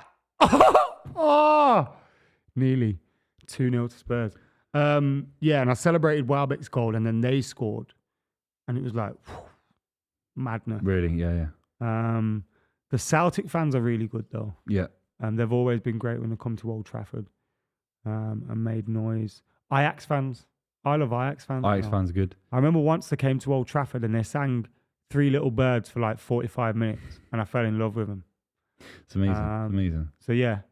For me, an underrated one is Sheffield Wednesday, actually. Unbelievable. Sheffield Wednesday's atmosphere. In terms of atmosphere. I've not been to about Hillsborough. 10 years ago, 9 years ago. There's a clip going viral right now of them yesterday, top of the table clash really? against Plymouth. Yeah. Yeah. They're in League One and they're filling out Hillsborough. It's unbelievable. My first ever game was against Sheffield Wednesday. Really? United. Back in the Sheffield 90s. Wednesday. Yeah. 1-2. Crazy. Sheffield Wednesday were in the Prem. I went to another game where we beat them 4-0. They're a massive club, aren't they? Do you remember Benito Carboni and that? I don't remember that, unfortunately. It's a shame where Roy's not in the stream because the older generation doesn't quite. I don't know who that is. Benito Carboni was a baller. He played for Bradford as well. Yeah. I think he had a spell at Villa. He used to wear gold boots. Yeah. Yeah, he was a good player. I'm going to shout out the best away fans I've ever seen at City. Bristol City fans. We played them in the League Cup and unbelievable. Are you just trying to make it safe for you to go home? I might be going to that game. Bristol City versus Man City in the FA Cup. Yeah? We played each other a few times in the last few years. It's a nice one for me. Ashton Gate's a great stadium. Yeah, I've been Ashton Gate. Were you there when Corey Smith scored against Man I went to United? Ashton Gate and I never had a ticket. And me and Chris used to do this thing when we did fan cams. Producer Chris, shout out him. Where like what you'd do is you'd put the camera on, the cameraman would have the camera, I'd have the mic, and what you do is you just walk up to a security guard and act like you're supposed to be there, and just walk up to the gate and hope they let you in. And at Bristol City they did that. Don't surprise me, Ashton. You know, in the corner. So we just stood by the corner flag watching United lose. What, a 2-1 Mourinho and all that? Yeah. Unbelievable. Which was, what a game that annoying. was. Incredible game. So yeah, that occasionally worked for us, a few places. Just act like you're supposed to be there. Yeah. Midgetland. I've been doing it my whole career. That's why I'm sat at the table with you, mate. You're a real broadcaster, and I'm still I'm here. I mean, you're a proper OG in the space, mate. What do you Go want on, to say? shoot. It's just slow in it. It's so fucking slow, what has it man. done then? So slow in it. Surely you. Go on. Oh! I thought that was in. Riyad Mahrez has just cracked the bar. Closest City have come to scoring. Should he have scored? The game's over. The title's over. The title's over. Congratulations to Arsenal. Nothing's going in. Maybe Romero clears that. Yeah, maybe he touches it. So I don't know. It's good effort. No, if it's on target, maybe Romero clears it. You do feel we're not creating enough chance. It's just little bitty chances all the time. Good tackle from Højbjerg, that. It is. Also, chat, get your questions in for half-time, little debate, etc. Fire them in and we'll do a couple. Get Adam and Buvey to argue about them. So yeah, get them in. Well, it's a big word, argue. Maybe I we'll don't agree. argue with anything about Adams to say. I subtly criticise his terrible football opinions, especially Man United ones. Fair. Is that fair to say, Adam? No. No, it is fair to say, but Yeah, it is fair. Definitely. your fair to say. criticism's never correct. Already had a good one straight away, to be fair. Super chat from Lucas says, if you could change one rule or law of the game, what would you change and why? Well, I know what mine is instantly. Go on. I scrap VAR. No, it's the VAR isn't the problem. It is. I'd scrap the law in the game that says fine, by VAR the way. exists. No. It's VAR isn't a problem. Has VAR made football net better? No, that's the answer. I would never have had VAR from the start anyway, because in my opinion, so why can't we go the back? game at grassroots should be the same at Premier League. So why can't we go back? Okay, if you want to, that's fine. Yeah. But once we took VAR in, the people complaining about it are complaining about it for all the wrong reasons. Like, you're complaining about it because the refs are looking at it and making the wrong decision. That means they're idiots. They're just using technology. It's like you taking a picture with your camera. The camera's great. The picture's awful. I'm blaming the camera. Yeah. Like, You're right. you got a great camera there. It's just you took a use. I think the system emphasizes that their mistakes. It's not a perfect system in the first place. It's not like it's a perfect thing like the camera example you just used. Because I still think the screen, going to the screen, is not football for me. That's rugby. It's not as tennis or sort of thing. It's not. And then having guys in a room, not even in the stadium, not understanding. I think being in the stadium to make decisions, you understand the flow of the game, you understand the momentum. Challenges don't happen in a vacuum. Like a big tackle or certain moments in the game happen contextually. And we've got six dickheads in a box. No, but they're all dickheads, man. And they're trying to ruin the sport for the sake of. Like, we're sat here, we're trying to contribute to our love of football. We're on a stream making content about stuff we love. We're trying to contribute to the narrative of football. The referees are trying to contribute to the downfall of football. They're trying to make it about themselves. Seriously, they're trying to police the fun out of football. No, They're the fun police. They're the fun police. They are. Seriously, and it's going to. And in 20 years' time, there'll be a massive effect because kids growing up won't want to watch or play football at the same level that we did when we were kids. Nah, because football's still the same at grassroots. It's not the same. It's You not the still same. fall in love with the same game. You haven't got VAR at grassroots. But I see stuff at the Sunday League. People dive in, soft challenges, and all that. You just think it's because the top of the game, the referees are absolute cretins, and they're making some of the softest, pathetic decisions, and they're taking the contact, especially the heading decision, potentially getting rid of heading in football. I think it's completely crazy. I think you don't have to have heading in football constantly as a young kid. I'm not saying, those training drills, throw the ball in the air and yeah. head it all the time. I'm not saying that, but you can't take the verticality out of football. You cannot. Because I remember times, I used to put my head on the line, head balls out. You'd be dizzy sometimes, bro. That's obviously going to impact you if you do that for a living. But your ankles are probably fucked. Your whole body has to go through something to. Like, think about it. Boxing's the same. Why'd you boxers box get then? boxed up, yeah. Yeah, Imagine taking a Kevin De Bruyne cross on your forehead, bro. I'd clear it easy. Yeah, you've got a hollow head. So it's fine. You're like one of them Easter Island heads. No, So it's okay. they're massive. Yeah, exactly. That's the point. But, like, you'd be... No, I know what you're saying. I know what you're Have saying. you ever headed a ball and thought... No, because my heading technique's so good, I don't get any wobble. But sometimes you catch it, you get me wrong. No, I think that's just your technique. That's not mine. No, man. I used to watch this show by Michael Owen on BBC, and I remember he used to show you the skull and show you how to header. Do you remember that show? I think I know what you're on about. Yeah. Do you remember the show where Michael Owen came out of the poster in the wall? Yeah. Yeah. Yeah. It's nuts. I love Michael that Owen show. was the guy, bro. Mate, everyone forgets Umbro that. boots, Ballon d'Or. And then where did it fall apart? He went to Stoke. Stoke City. Bless him. And then one day he just quietly retired, didn't he? Mid-season. I think injuries broke his heart. Yeah, made him hate football. He needed pace. He had so much pace in his game, didn't he, in the 90s and all that. It was know how much- What a player. Like, because Anthony Martial got injured again yesterday. Big surprise, isn't it? But it's like, do you know how heartbreak? Like, think of Phil Jones, yeah. And I know you're well paid and all that, so that's fine, innit? But imagine just constantly getting back from injury and then being injured. The ups and downs. Hargreaves. It must be really hard to take. Do you know what I mean? Yeah. Watching your career just fizzle away through injury. It's hard, isn't it? But that's the gamble you take because at the end of the day, you get to be a footballer instead of a bin man. Do you know what I mean? I'm not to discredit anyone who's a bin man, but you get to represent Man United in the Champions League final. I'm not saying that. Do you know what I mean? It's just like a crazy world, isn't it? that. The mental hit. I know what you're trying to say. I know what Coming you're trying to back say. from injury Yeah. constantly. It must be, and then it happens again, and you must be just like, I can't be off. I can't be off anymore. Yeah, that's why some players do retire, don't they, so early? Yeah, and plus the levels of fit they have to be now. It's mental. The amount of training, it's the mental. amount of games they're playing. Not once every week where you can take 2 days off after every game. 100%. We had lads in the 90s and all that having a pack of fags a week. We had Paul Merson who was getting absolutely For our levered. American viewers, yeah, he means cigarettes. Oh yeah. Like, all A-OK. It's all A-OK. We've not seen each other since the end of January, of course, because you were having a beautiful holiday while I was out in London grinding. I was working, actually. Yeah, you were working, playing poker all the time. But no, fantastic. I want to get your take on the January transfer window. More importantly, maybe the final few days. We obviously saw a British record transfer, Enzo Fernandez. He's had 6 months at Benfica. Mudryk, I know it was a little bit earlier, but he's had a really poor game against Fulham. Apparently he was ill. Why is he starting the game? And a couple of others. Any sort of standouts for you?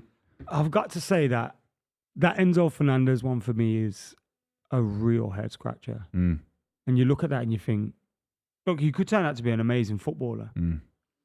But 6 months at Benfica, they paid, 15, 20 million for him? Yeah. They've already flipped him for 5x, 6x in 6 months. When I watched Argentina, I don't know about you, but I was never blown away. No, all my life, yeah, I'm the same as you. And I don't think international football is all that great personally. No, it's not. The World Cup was poor. And I saw players playing for Morocco and Saudi Arabia and all these guys, and I was blown away by some of their performances. Yeah. Enzo Fernandez never did that to me. Yeah. I don't get it. But I haven't watched, I can't say I've watched Benfica a lot. No, so I don't know if he may be a very good footballer, but the price, £120 million or euros, whatever you want to call it, it's all the same. Crazy. And in January, crazy. how much money did they spend in total in January? Like 300 million? 350. Are they changing what we can now expect in January? Remember when no one would really spend in January? You're right. Yeah, I think when the clubs needed to, I think even City have spent money, United have. It just comes at certain points. I don't think if Chelsea have to do the same next January, there's something deeply, deeply wrong with football. There already is, but you can see what Todd Bowley's doing. He clearly knows that the squad needs a rejuvenation. They've not signed a midfield player that Chelsea fans will tell you. They've not signed a central midfield player in their prime, like Enzo Fernandez will be, since Kovacic. Daniel and Berry all that. says Enzo was brilliant at the World Cup and he's a fantastic player. 120 million He ain't that. is crazy. He's not mil. worth it. He's but 50 those mil. are the prices now. Yeah, that is the market. Are we being unfair on players for their should we just now disregard players from their price tags completely because it's almost becoming... No, because that kind of money you have to influence football matches, in my opinion. You have to influence football But matches. different kind of players influence football in different ways. Yeah. It's strange. It's So like a goalkeeper at 120 million pound, you got to expect him to score goals every game. You know what I mean? No, yeah. And it's almost like people, once a price goes it's like Harry Maguire. I think if we bought him for 20 million pounds, He just looks like a good 30 million squad player. pounds, no He's a dramas, gamble. bro. But that's what you were saying. And that's what it's worth. The price tag. Look, Jack Grealish has been he's basically been a squad option for City, and he's been when he's played, he's been pretty useful. He hasn't kicked on to a world class level then I think. But the 100 million quid suddenly he has to make a difference in these big games. He came on against Real Madrid. He's a 100 million pound player in the semi final. Score a goal to get to the final of the Champions League, and he misses. And do you know what I mean?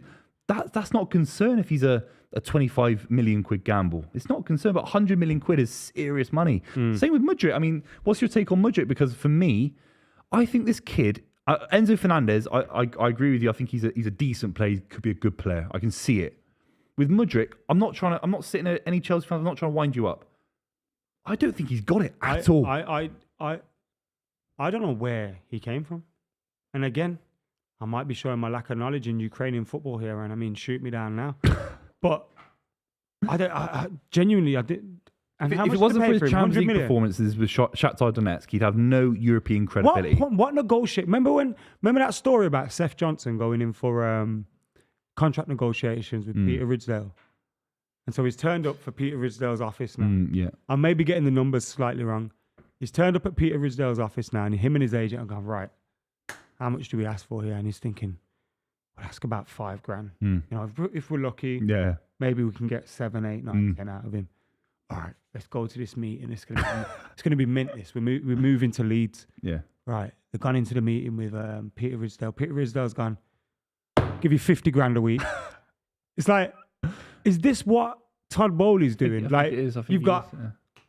Shakhtar Donetsk, was it Shakhtar Donetsk who sold him? Yeah. Sitting there thinking, Yeah. I'm going to get 50 million quid for him. And then Todd Bowley's rolled in and gone, I'll tell you what, We'll give you. we support Ukraine. Here's 100 million. Yeah, because Arsenal have shown a little bit of interest, and bang, we'll just gazump you. I think the business is embarrassing. I think it's shocking. And I know it's ironic me saying that, but I don't think we've been that bad. We've played catch up for a large part of it at City. But Chelsea, let's get on to Chelsea. For me, despite the transfer business, I think a lot of it is shocking. I think Mudryk is terrible business. I think he will flop. But do they not bring something to the team regardless of how much they cost? Look, we're kind of getting infatuated on their price. Enzo Fernandez, Mudryk. Who else they bought? Badiashile. Badiashile. Good think he's a good signing. Looks like a good centre back, yeah. They are signing some good players. The right back from Lyon. They've got João Can Felix, who Mudryk looked improve the interesting team? for 45 minutes. With his My ability. debate is I don't think they can. But what I'm going to say about Todd Bowley is that he's clearly seeing the gap in the market. He's seeing the contract situation that apparently will be erased out of the game in the next few months with legislation stopping 8-year contracts, 9-year contracts. I think that's probably a good thing for football. But he's seen it as a kind of American sports owner thinking, we need a roster of players. We need 20 world-class players to compete with Man City, to compete with what United could do in the next couple of years. Liverpool before. But you don't buy them drop-off. all at once, surely. No, but he's seen it as, if I don't do this now, I know Newcastle's owners have got the perspective of, it's harder for them because they've got less revenue from winning trophies and being Champions League football, like Chelsea are. They're a Champions League football club for the last 10 years non-stop. Ultimately, Newcastle have to be a bit slower, for example. They have to be a bit more staggered in their transfer business. Chelsea they know they can do it with these long deals. They've got the money. He's just seen it as, let's just get as many players in as soon as possible to get this transition started. He's seen it as it's all-out warfare on the transfer market. Yeah, I think Whether for right or for wrong, built more slowly. Personally, I don't think he thinks he's got the time. And maybe like Rory loves to go on about the Super League and kind of the conspiracy behind it. And I agree. I think it's a lot closer than we all agree. That we all think in the football world. I think it could come around even this year, next year, again, rear its sort of ugly head. I think Todd Bowley's looking at that. I think I want a roster. He'll probably using the word roster in his office as opposed to like. He thinks you need a 15-man offense and a 15-man defense. We're bantering about it. But I think he sees the football. I think he sees it as 22 world-class 50 million quid players. Did you see? Literally, it was like Forest have signed like 25 players, right? And you see their celebration today for Brennan Johnson's goal. Like, I don't think I've seen a shirt number below 20. Yeah, it's all like 69 or like 72. 26, 70. It's like an American football team. It's mental. It's absolutely mental. But yeah, I don't know enough about them as players to kind of... But that being said, you should know more about players that are costing a combined £200 million. And I'm sure Todd Bowley doesn't know much about them. So who is he taking that advice from? Do you know what I mean? I don't know. Is that coming from scouting network? No. I'd be I don't know what you thought about this, but the Graham Potter interview. Yeah, they're not Graham Potter signings, are they? Pre-Fulham. I think it was pre-Fulham interview. And he distanced himself from the signings. He sort of was laughing at it. He was kind of like, oh, I'm not sure who came in, or whatever it was. It was kind of, I'm not sure who made the decisions. It wasn't me. I'm a football coach. And for me, the way he distanced himself from it was quite weird for me. It was a little bit of kind of lack of responsibility. These aren't my players, sort of thing. I'll coach them, but hands off, sort of thing. You want Eric Ten Hag gone out and got Malacia. That's his signing that fits his system. If you're the manager of Chelsea Football Club, 2 times Champions League winners, and you're sitting there distancing yourself from the Mudryk signing, from the Enzo Fernandez signing a little bit, that's what it felt like to me. I think it's not a good look. It's not a man who looks like he's in control of the club. Guardiola makes every single signing for City. Does he though? I think he approves every single signing. I don't think he's scouting himself, of course, or have it in his own team. I think City give him recommendations. I don't think there's been a single signing for the last 6 years that he hasn't said, of course I want him. In my opinion. The only one that is probably a doubt, ironically, is Erling Haaland. I think there's a world where Erling Haaland, if he was available and Guardiola had ultimate control, I think you can't not buy him for 55, 60 million quid. You can't not buy him because United weren't in a position to offer him anything interesting, with all due respect, in terms of the project yet. You had to buy him. Do you know what I mean? So, but Chelsea, for me, it's shocking. For me, they're a giant pyramid scheme waiting to happen. Do you know what I mean? I think it is a weird one, and I think these long contracts are going to come back to bite them in their ass, especially when you're spending £100 million on players, 8-year contracts. His best mates with Fergie. Do you know what I mean? Like 8-year contract. What happens when Mudryk flops and you've still got him? He's not going to sign for someone else because he's going to want 8 years contract. He'll sit there. He'll sit there and be loaned out. I think they're all mental. Any other signings apart from Chelsea's, we've ridiculed all theirs. We signed Weghorst and Sabitzer. Yeah, I want to talk about Sabitzer. Considering we didn't have any resources and we're waiting for the Glazers to sell, I've got to say I didn't mind the business that we've done. In an ideal world, we have 100 million there. We can spend 50 million on a centre mid and 50 million on a striker. Yeah. But we haven't got that at the moment. The Glazers are looking to sell. They're looking to move us on to another owners. And therefore, they're not going to put more money in at this moment in time. Yeah. On another occasion, when we'd have a poor window like this, I'd sit here and blast the Glazers. But I'm happy to kind of have this short-term pain for the long-term knowledge that they're going to do one, because we are better without them at the club. But in terms of the players that we've brought in, Weghorst, I think, in terms of getting goals for you, he's not the man, but he gives us a body. You look at us without Anthony Martial at the moment, injured again. That's a problem. We need a player. We haven't got Weghorst. We're probably playing Elanga as like a false nine. That's not good enough, because then you have to take Rashford off the left wing where his best position is. And Sabitzer, I haven't seen a huge amount of him at Bayern Munich and stuff, but he came off the bench against Palace. And considering he came off the bench against Palace, we're down to 10 men, we're under the cosh, 2-1. He seemed to handle it all really well. So I don't mind them. Is he a signing that look Weghorst won't be there next year? If he is, it's shocking. Yeah, if You Weghorst look at is there next Sabitzer year, and think, been a problem. oh, that's a little coup. Possibly, because if you look at McTominay should leave. Fred could possibly leave. I don't know if he does. But, Eriksen, Casemiro can't play every game. No. Bruno. So, yeah, we're going to need two or three midfielders. Sabitzer. So Sabitzer could 30 million quid if you sort buy of a, range. let's say we got Frankie de Jong and made Sabitzer permanent. Mate, Frankie de happy Jong, with look, that. I'm not being funny, mate, and this goes, look, when you break up with an ex-girlfriend, right, you never text her back. Never text her back. We've not been together yet. Yeah, because she rejected you, mate. No. I say Frankie de Jong completely rejected you. She was on it, and then You were the last she stayed guy. with her boyfriend. Man United were the last guy in the club offering to buy her all sorts what of happened drinks was- and shots. And she was just there taking the drinks, taking the shots, and she went back by herself in a taxi. Shots. Yeah, No, for what real. happened was You were slobbing was all with over her at the end man. of the club. It was embarrassing. a man didn't appreciate him, Frankie de Jong. The man is Barcelona in this. Yeah. Frankie de Jong was unappreciated, Yeah. but then he was attracted a little bit, flirting. He wasn't Few attracted. things He wasn't happened, attracted you know. a single iota. Few eyes were. He was not attracted to the Manchester Few United texts were sent. prospect a single percent. Yeah. To the point where he was prepared Frankie to de take Jong a did pay the cut to not Instagram join Man post United. saying, "I love my partner" and all this, but he can't deny the fact he was texting Eric Ten Hag saying, "You know what? I don't mind coming over." It was a wind up, mate. It was a wind up. He was texted Eric Ten Hag saying, "Are you up?" That's it's not a good look for United. I mean, we did skim over that even at the start of the I'd season. still take Frankie. Fun time, Frankie. Of Go course, get him. mate. I'll take Margot Robbie tomorrow. I'll take Margot. Where you at? I'll take Margot Robbie tomorrow. Mate, she ain't texting me back, bruv.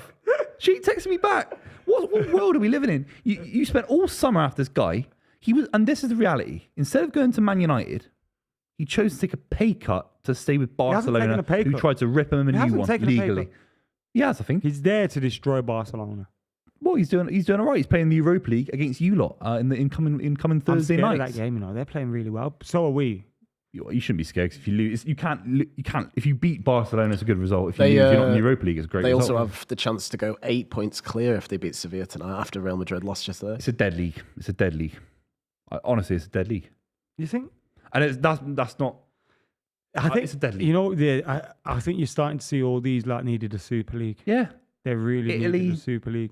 Italy haven't won a Champions League in terms of a club from Italy for 10, 11 years. We've got only Bayern Munich from Germany that could ever win the Champions League. Are we going to see Spain and Italy become like the SPL? It's tough. I mean, you'll get a lot of people in the chat now, but I'm sure saying, "Oh, you don't understand what's going on in Italian football. Some amazing players." We're not saying that. Like what Napoli doing in Italy, Oh, amazing. unbelievable. But What's the name? Cavatscaria, Cavarat. Cavaradonna. is Cavaciria. easier. Yeah, and no, you did Osimhen. say it, but no, I said it perfect. Go on then. Cavatscaria. Anyway, but what I'm trying to say is, Jack Grealish just got kicked in his head. mate, Napoli will have to sell him for 80 million quid in the summer, Who gets Osimhen? United. and City get Cavatscaria. But I've got a feeling we're going to get Harry Kane. Well, I hope you do too, because then the winless, trophyless era will continue for United. But I'd rather get, I think, Osimhen. Get the fresh one. He's not. He's got a good finish on him. He could Frank- be one of I'd those say strikers that struggles. though. Frankie de Jong, Osimhen. You're not getting, mate. I'm not being funny because you're a good mate now. You're a good mate. I've got to tell you truthfully, Frankie de Jong's not interested, bro. He is, man. He's not. Honestly, He's on it, bruv. Adam, mate. Listen, we I don't do DM all Margot that. Robbie. I DM Margot Robbie. She's interested, mate. Yeah. She's interested. DM her. Go on. DM her. What from? Do I bet she pings you back. you think? Yeah. She loves the club. She told me. Is it? Yeah. Yeah, Big fan of the club. She loves the football. She lives in Clapham, do you know? She's She lives in Clapham. She's one of 70k subscribers. Subscribe to the club. She's an OG, as Yeah, they say. she is OG. The club terminology. Margot G. Robbie. Yeah. Well done. Yeah, that was awful. Pep looks stressed, bro. Pep is cracking up. Eric Ten Hag rolled into the Premier League and said eras are there to be ended. And Klopp and Pep look like they need to get out of town. Klopp more so because Liverpool could get relegated this season. It's that bad. But look, City They're still- closer to relegation than thingy. Who's above you in the Premier League table? Just City and Arsenal. Yeah, just checking if City was in there. Yeah. It won't be for long, though. So Won't be for long. it's tough because you've done a lot of good work in the football space and all that, but you've never ever done a video talking about your side winning anything, have you? Yes, I have. What, the League Cup My against first year, Southampton? I've been doing this for 10 years, yeah. Yeah. My first season, we won the league. Really? Yeah. You know, I was doing my GCSEs. You know. So All went downhill from I there. have covered a league winning season. I wasn't legally allowed And then to we vote. won the Charity Shield under Moyes. And then we won the League Cup and the Europa League under... Congratulations on that, mate. Mourinho. Fantastic, yeah. I've been to a European final during my European YouTube career and won one. That's And congratulations. you've been to one and lost one. I don't care about Europe. I'm a City fan. I care about the FA Cup and the League Cup. Oh, fucking hell. Rare! You got the ball there. Fucking dickhead. It was a great He's got tackle. the ball shut there. up. He's got the ball. You can all fuck. No, fuck off, man. Whoa. Fuck it. We're losing 1-0 to these shitouts. It's the biggest game of the season every year for these dickheads. Every year. You beat... Why? Win a trophy. They have a little trophy in their trophy cabinet. It's a City badge. We beat City every year. Go beat someone in a cup, you dickheads. You played us in the cup. We've got Ryan Mason, 39-year-old Ryan Mason to manage you. So you so embarrassingly mishandled the situation. I thought Alvarez was going to go down then. I think he did as well. I just want someone to do something in this game. We've been absolutely shocking. Absolutely shocking, haven't we? I've got one for you. Yeah. Me and Buvey had a bet yesterday. Yeah. Buvey bet with me that Sean Dyche will get Everton into Europe within the next 5 years. He's had a great start, but it was one game. Rory Come on, say boys. Rory said he'd get him relegated, but now he's changed his mind already. Yeah, that's why he should be here to answer for himself. He will be Crazy. next week. Well, maybe. We still haven't found him. No, he's still gone missing. I reckon he's in a ditch old eat somewhere. He will. Yeah, look, it's. I think for me, look, we always talk about the money at Everton and how it's been misspent. But what happens if it's not misspent? Like, what if a manager comes in and as conservatively buys a couple of 50 million quality players? And it's Burnley 2.0. I think Sean Dyche can do something there. I think And so. I actually think, all right, Europe sounds mental. No, But Conference League. there's no, well, that's still Europe. Yeah, exactly. There's no reason not? why he can't make them a top 10 team. That's what I'm trying to say. Top 7. then. Eventually. Top 8, yeah. He looked like an Everton manager. Yeah, he looked if you get what I right. mean. He looked right on the touchline. Seems to fit in. Yeah. And I think, I don't know many Everton fans outside of Ped and Baz, but he seems to like be someone that the Everton fans could connect with, Yeah. will That's get so along important. with. He's always looking for the best for the football club, Mhm. which is important. Look what he did for Burnley for such a long time. Yeah. And then if you give him the resources and if you give him a midfield like Onana and Gay and that, to play, like, they were incredible. They against were Arsenal. amazing. Onana in particular. I think wow. Arsenal got unlucky in that they played. I think incredibly the last 6 times Arsenal have played Everton, they've had a different manager. Yeah, at wow. Goodison Park. That's crazy. I think I heard that during the commentary.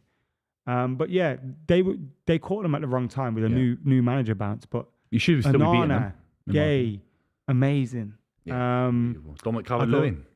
He missed some sitters. He did, but his build-up Some play was sitters. fantastic. He did Did enough. you see the viral tweet that was going around that said, giving Sean Dyche that midfield is like giving Donald Trump the nuclear codes? Yeah, for real.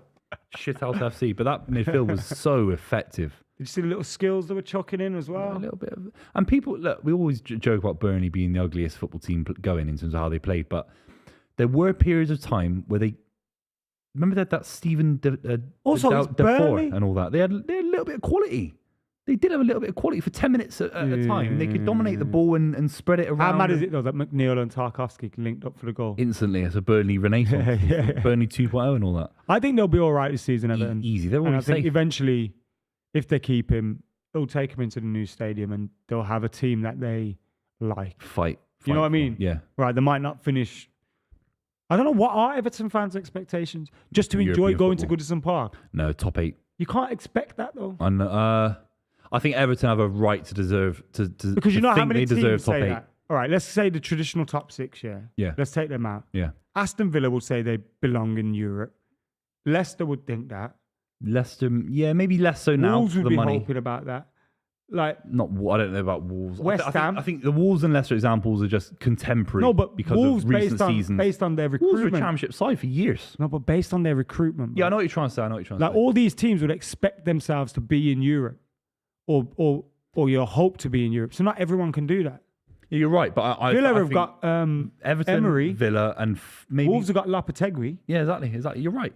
I think about the history of the clubs, though. I think obviously Newcastle and City, maybe even less so. City probably deserve to be a top 6 club based on heritage. I'm not going to sit there and deny that. But Everton definitely are a top 8 club. Aston Villa definitely a top 8 club. Spurs aren't really, what have they done? And they've been in and around it. So I look at Everton fans and I think it's similar to Spurs because I think Spurs fans want a manager that represents the club. If you're not going to win things, then at least have a manager that kind of gets the energy of the club, gets the fans on side, progresses young Spurs players through the academy, like Pochettino did, for example. Everton want the same thing. They want Sean Dyche to have a group of players that want to play for the Everton shirt. That's all you can ask for. And maybe a cup run. I think he can do stuff like that. I think he can do it. And I also think he's judged a bit unfairly in terms of his style of football. What the hell do you want him to do at Burnley? Do you know what I mean? Yeah. They're still in the Stone Ages down there anyway. It's unbelievable. There's no Ethernet cables. Yeah, no right? 5G. It's craziness. Absolutely crazy. So where do they finish the season for you? I was watching a highlight of a goal on my phone, and the woman in the bar came up to me and said, "You're not streaming football, are you? Because we'll get shut down." I'm watching a goal on my phone. On Twitter, you loon. Yeah, some people are melts. real melt behaviour, that is. Proper dickhead behaviour there. Burnley. That's it for you. That's hallway monitor vibes, isn't it, from that woman? Yeah, proper monitor. Proper Millhouse stuff. Hated that. Oh, here's your man. Kevin De Bruyne's coming on. How do you start a Premier League game? You've got the Premier League title. Wait, is Mahrez coming off? Mahrez off. He's been He's off. been your best player? Yeah, best player. Him and Rico Lewis, maybe. I can't tell you anyone else who's been any. Haaland's had a quiet game Pep's again. cracking up, It's mental, man. It's mental. There's only one Baldy in Manchester, and that's Ten Hag. Who's below Pep's a Guardiola fraud. in the Premier League table and never won a Premier League title in his life. Is a fraud. By the way, there's a super chat for you, boys. If you could take 3 players from the opposite person's club, who would you take? So 3 players. What did you say? 2. 3 players from the club. So who would you take from United? Who would I take from City? If we did a 3-player swap. I think do one 3 each is at a harsh. time? Yeah, I can't do 3. You're taking the piss. I can't do 3. You're taking the I piss. can't do bro. 3. I What, to can already- start for City? Varane starts for City. On my life, he doesn't. On my life, he doesn't. Jesus Christ. If everyone's fit, Casemiro starts for City. No one said they had to start, just 3 players you'd take. can I just do 1? I'm not copping out if I just do. I can barely do 1. City would be top of the league if they had Marcus Rashford. It's not about scoring goals. We're the highest scorers in the league. It's about defensive. I'll tell you capability. who I'd take. I would. You take everyone. What do you want to be? You take 11 players. The number should be 11 for Adam to answer and 1 or 0 for me to answer. I would take Ederson. Yeah. Because as much as I think he made a mistake today, I think generally would perform a lot better for having him in goal. Even than out, passing out the back and all than that. not having him in goal with a star we want to play. Then I'd take Bernardo Silva. Yeah. Yeah. A little bit of Bernardo. Yeah. In midfield, yeah, with Casemiro. And then my last one's going to be Grealish or Foden. I've always loved Grealish. Yeah, I know, yeah. But I think taking Phil Foden off City would be beautiful. Yeah. The narrative. You know what I mean? Yeah. So 100%. Phil Foden.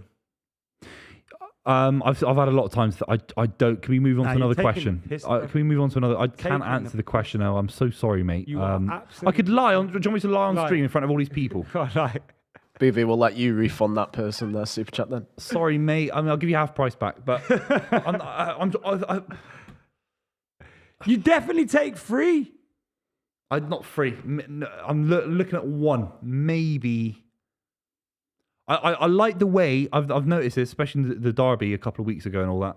I like the way your kit man does all the kit arranging in the changing room. I'll take your kit man. How could I not say Haaland?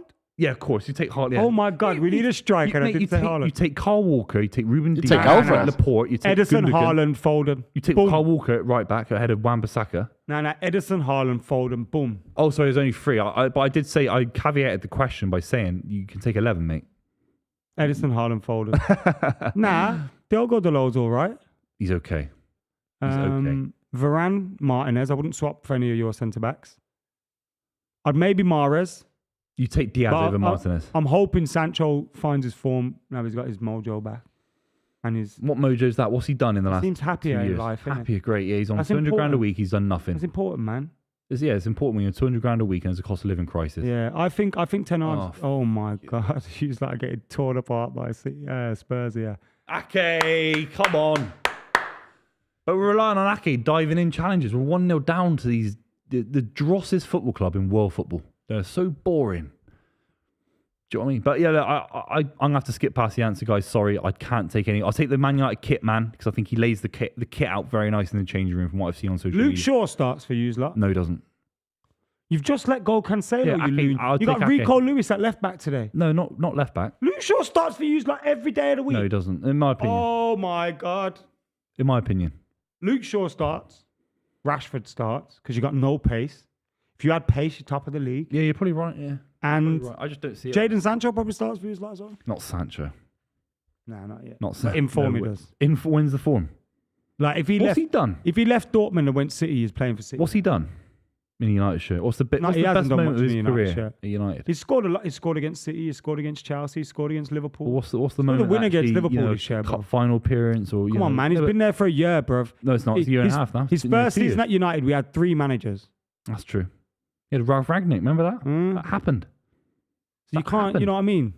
Someone gave Ralph Ragnick the Man They United are. job. Spurs are kicking the fuck out of you. Yeah, we're guys getting done. today. We're getting done. We're getting done. It's a Tony Pulis job. Has Emerson Royale been booked yet? How is that not a foul, man? Is that a foul? Has Grealish dragged his feet a bit there though? I like that he's got black boots on. Yeah, just Pure simple. black boots. Simple. Yeah, Scott Parker used to do that. Gareth Barry. Emerson Royale has not been booked.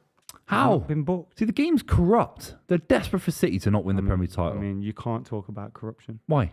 Mate, you have sponsorship deals with PO boxes in fucking London. What's wrong with that? Oh, I don't know if that's even true. So is. legally, I cannot confirm or deny that. Oh, go on. Go on. oh shit! How did that stay out? Alvarez there. The ball got. It was a good free kick to be fair. Ball rolled out to the edge of the box. Alvarez strikes. It looks like it's going in. It was going in. It hit 2 deflections, right? Yeah. Perisic. Oh, Go Yeah, wide. It's going wide. Yeah, Guy well out. wide. It's going wide. But got a corner now. It's a big opportunity. We've done nothing in the game. that is Portuguese, isn't it? He's got Portuguese. He came He's from like- Sporting Lisbon, I think. He's like English, but he's lived in Portugal. Yeah, I think. Yeah, he grew up in Why Portugal. would you declare for England then, man? Wouldn't you think, you know what, I can go on holiday every couple of months? That's true. Yeah, but look at Matty Cash. Has to go on holiday to Poland. With all Nah, due Poland's respect. class. With all bro. due respect, Poland's it's not Portugal, is it? My brother's just come back from Poland. Is it? on holiday. I need to go over there. I do like it. Over He there. was in like, what are them things called when you're in like hot water outside and that and it's freezing? Oh, Handball! Oh, that was handball. wasn't it? give it. Oh, Surely that was handball there, you know. There looked to be a handball there. The shots come in, the defenders come sliding out. His arm was on the floor. Don't think it's even been checked. It's not being checked. I don't want that sort of stuff given. I don't want to win a. I don't want to win a Back arm as game. is tackled. It's not I handball. don't want to win a game like that. It looked worse. I thought hand was out by his side, not behind him. Nah, Not it's hit his knee. handball It's in a hit his million knee. years. It's not handball. It's basically the same as the one Martinez got done for in the Europa League. Hit his knee, hit his hand. And he Yeah. penalty given against us. Joke of a decision. Here's Son, the crybaby. Oh fuck me, we're so open, aren't we? Look at that. It go. Oh! Harry Kane's done his balls on the post. And he's missed the opportunity to make it 2-0. Fuck it. We're being ripped. They're toying with us. They're sitting there with the back 5. They're doing a Tony Pulis on us. Classic Panda, by the way. And the chat says, rank the transfer windows from the relegation clubs. Transfer business. Well, Sean Southampton- Dyche is the biggest transfer any relegated. Yeah, you're club's right. done. Yeah, you're 100% right. Yeah. It's guaranteed safety, that is. They're being linked with What happened? Who have Bournemouth got? Gary O'Neill. Gary O'Neill, yeah. Who have Southampton didn't sign anyone. Southampton got Nope. Nathan Jones? Yeah. If they went for, surely Sean Dyche would rather be in Southampton than Liverpool. As a place, but nowhere near as a football club. No. Everton are one of the The biggest recruitment. in Europe. No. Forget the club size. Oh, right. Everton are a bigger club. Yeah. Southampton seems to be a place where the recruitment seems to be a little bit better. You know, those kind of things are in place for the manager. I know what you're trying to say. Managers are given time. Hasenhüttl got dicked 9-0 a couple of times and he never got sacked. You're right. I'd always take 1 year at Everton versus 5 at Southampton. That's the stature of Everton.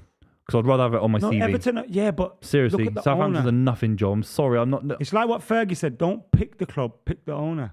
Yeah, but I don't think you can say that Southampton have got incredible owners. I think they're very lacking in ambition. I'm not saying everyone can have tons of money like Man City or Chelsea or whatever, but there's a bit of a lack of ambition. I think they sold Ralph Hasenhüttl down the river, sign all these young players.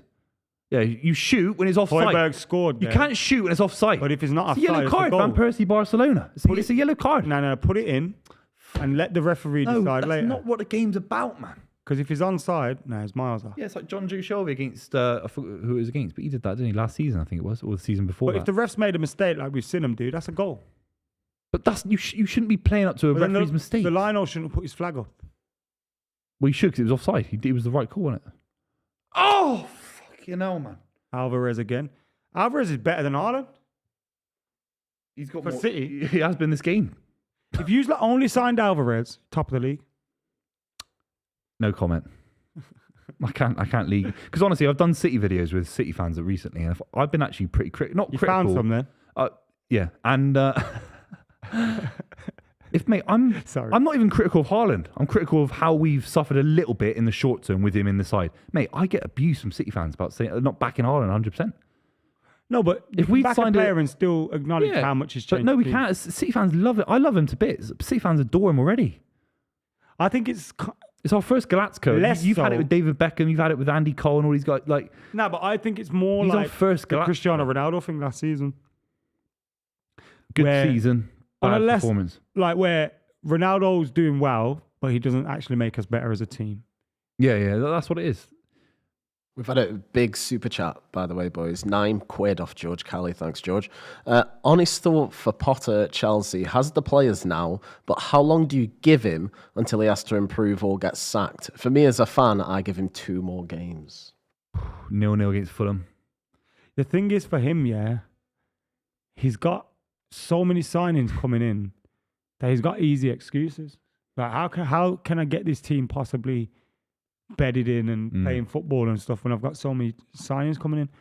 But then those signings and the amount of money that's been spent bring pressure. Yeah, they won't see it. If you're not getting results and you're sitting, how far are they from the top? Like 20 points, I think. 12 points, something I think like it's that. 20. They're in a similar position to Liverpool anyway. It's embarrassing. And they're above Liverpool. That's how shit Liverpool are. Chelsea are above you lot. So Liverpool fans, don't talk to me on Twitter. You're below Chelsea. Embarrassing. Oh, fucking up. 2-0. Game over. Oh, how's that stayed out? Harry Kane's missed a sitter there, or is it good defending? I think it's good defending. It bounces back off him. Where's the running? Where's the through. running? No one closing him Getting down. killed. Akanji dropping off, playing everyone on Who is side. that? I can't even see Deflection comes. Yeah, it's a good save from the keeper. Poor defending from Akanji. That's really poor. Rodri's all over the place. He's gripped his waist like he wants to dance with him. Whoa, we've just had a £10 super chat. Someone trying to outdo George. If you could pick a legend from your club for defence, midfield and forward, so 3 players from each position, who are you picking? If we had Rooney, Roy Keane and Rio, we'd win the league. Yeah, you would. Yeah, just Rooney. Yeah, just Rooney would win Carry, 100%. Do you know what? It sounds really... I'd love to see Sean Wright-Phillips in this side. I knew you'd laugh. But honestly, he was so good on his day, Sean Wright-Phillips. He was. Sean Wrong-Phillips. Sean Wright-Phillips. Very right, mate. Very, very right. Unbelievable player. What a player. He'd make a difference in this. He'd start for the City side every day of the week. Unbelievable player. Over who? Jack Grealish. Sean Wright-Phillips starts over Jack Grealish. He does in his prime. Don't think about When Chelsea. was his prime? What year was his prime? 2006, 2005, 6. No, seriously, he was unbelievable. Sean Wright-Phillips. People forget. I remember England him being international. good, but not that good. Why did Chelsea spend 25 million quid on the guy back in 2006, That's 7? true. That was the Roman times. As well. England international. Unbelievable. I wouldn't mind a draw here, you know. Grealish is very good, you know. I know he is. He gets whacked from pillar to post. Yeah. He gets booted up and he still puts, like there, he's won that ball knowing I'm getting nobbled here. Isn't it weird how some footballers just don't get injured? Like he should be, like there's some player, like Owen Hargreaves, who had 45 injuries this season. Yeah, if he took them tackles. Do you know what I mean? Oh, that's another one. That's another one. Ref! How was the ref Fucking not hell. giving that? It's fucking shit. Who's this ref? Who is it? They're all gimps, man. Sick of That these was a refs. shocker, that was.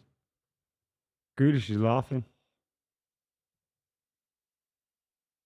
They're all laughing at it. That's how messed up of a decision it was. Who is it?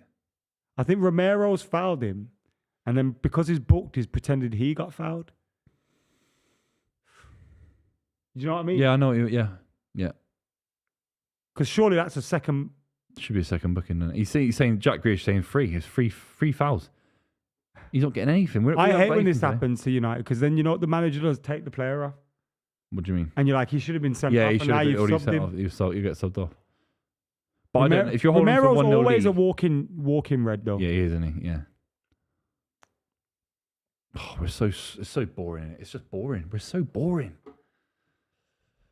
You've not. I think you've been a better team in this game. I don't think I know you. You're just not creative. Like 51%, 49% maybe, but it's been an even game and they've nicked a chance and we've had no conviction. We're not going to win a Premier League title with this form. Maybe it's Spurs. You just get, we lost to Spurs home and away last season and we still won the league. So maybe it's the only saving grace at Arsenal is we haven't lost anything on Arsenal. We could have. If Arsenal won, it would have been 11 points. 11 points. Yo, if you're not subscribed, hit that subscribe button. Thank you very much. We just had a super chat from Kyle Ambrose. He says, how would you rate Nottingham Forest's transfer window this season? I can say it that I thought it was shocking at the start. I thought it was embarrassing. I thought it was contributing towards them losing a lot of football matches, and they had no idea who their midfield options were, who their back four were. But now it's working. They're pushing up to mid-table. Cooper looks like a genius. The contract that they gave Cooper was a genius bit of move. It solidified the club. It grounded everyone. They knew exactly who was in charge, even though all these random players were coming in. And now the transfers actually made a difference to the point where them, I think Loddy today, I was watching Loddy against Leeds United. He looked like a fantastic player. Like, how's he playing at Nottingham Forest? With all due respect, it's an amazing bit of business. So I do think Forest have actually made it work. Or if you have to sign 50 a few players names to that stay they've in the brought league. in: Serge Aurier, Taylor looked Navas, decent. Chris Wood, Navas at Forest. Dean Henderson, Forest were in League One 10 years ago. John Joe Shelby, Cheku Kiate, Jesse Lingard, Felipe, Chris Wood, put that in. Harry Toffolo. Yeah, I said Chris Wood, Yeah. Willy Bowley, Yu Zhou Huang, Renan Lodi, Omar Richards, Remo Frula, Yeah, fruit, yeah. Lewis O'Brien, Nico Williams, Emmanuel Hey, this is a Dennis, random name Mangala, generator. Niakate. This is, who are Gibbs these White, guys? I think, is probably their best bit of business. Not 30 for million? 44. Was Mil. it 40, 44 I think million. but look at this day and age, man. I don't know, mate. I don't know. People are going for that. No, I know you. That's I know half a England Maguire. international. That he could be an England international. Got some other ones, boys, if we want to I think they've had a good through. transfer window. If they stay up. Eventually, like what Buvey says, I think they will stay up. Okay.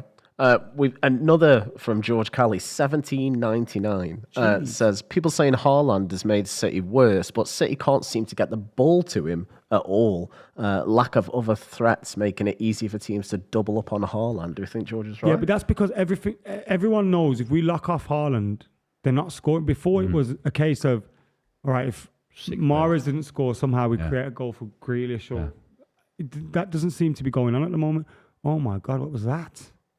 Oh. Handball? Shouts for handball. Oh, it's fucking terrible, man. It's just terrible, isn't it? It's a terrible game. They're appealing for handball there, Ake is. Even a draw, I wouldn't mind just a draw I think now. this could be going to VAR. Rodri is certain it's handball. But Højbjerg's such a wet wipe. Højbjerg's been... Wait. Nah, hits his That's side. not You can't handball, keep man. asking for these. It's just ruining the fucking sport, innit? I mean, That's not handball. can't keep asking for these and then spending 5 minutes reviewing it. Wait. They're not giving it, right? Well, he's checking something. No chance that gives. No, they're just... Højbjerg's a nasty guy. That was never a penalty. No, I don't think so. I never want to win a football game in that way. I think it's grim. No, you do. When You you do. chase- You do no, you want to don't. win it when No, you it's not a don't. penalty. No, I don't. Got another one, boys. Liam Cook, also 1799. Cheers, Liam. If Arsenal win the league this season, do you think it'll be a one-off or the start of a successful period? I think it's hard for any. Maybe they'll have a successful period in terms of they'll be in the Champions League, they'll win a few trophies. Oh, Harry Kane's there.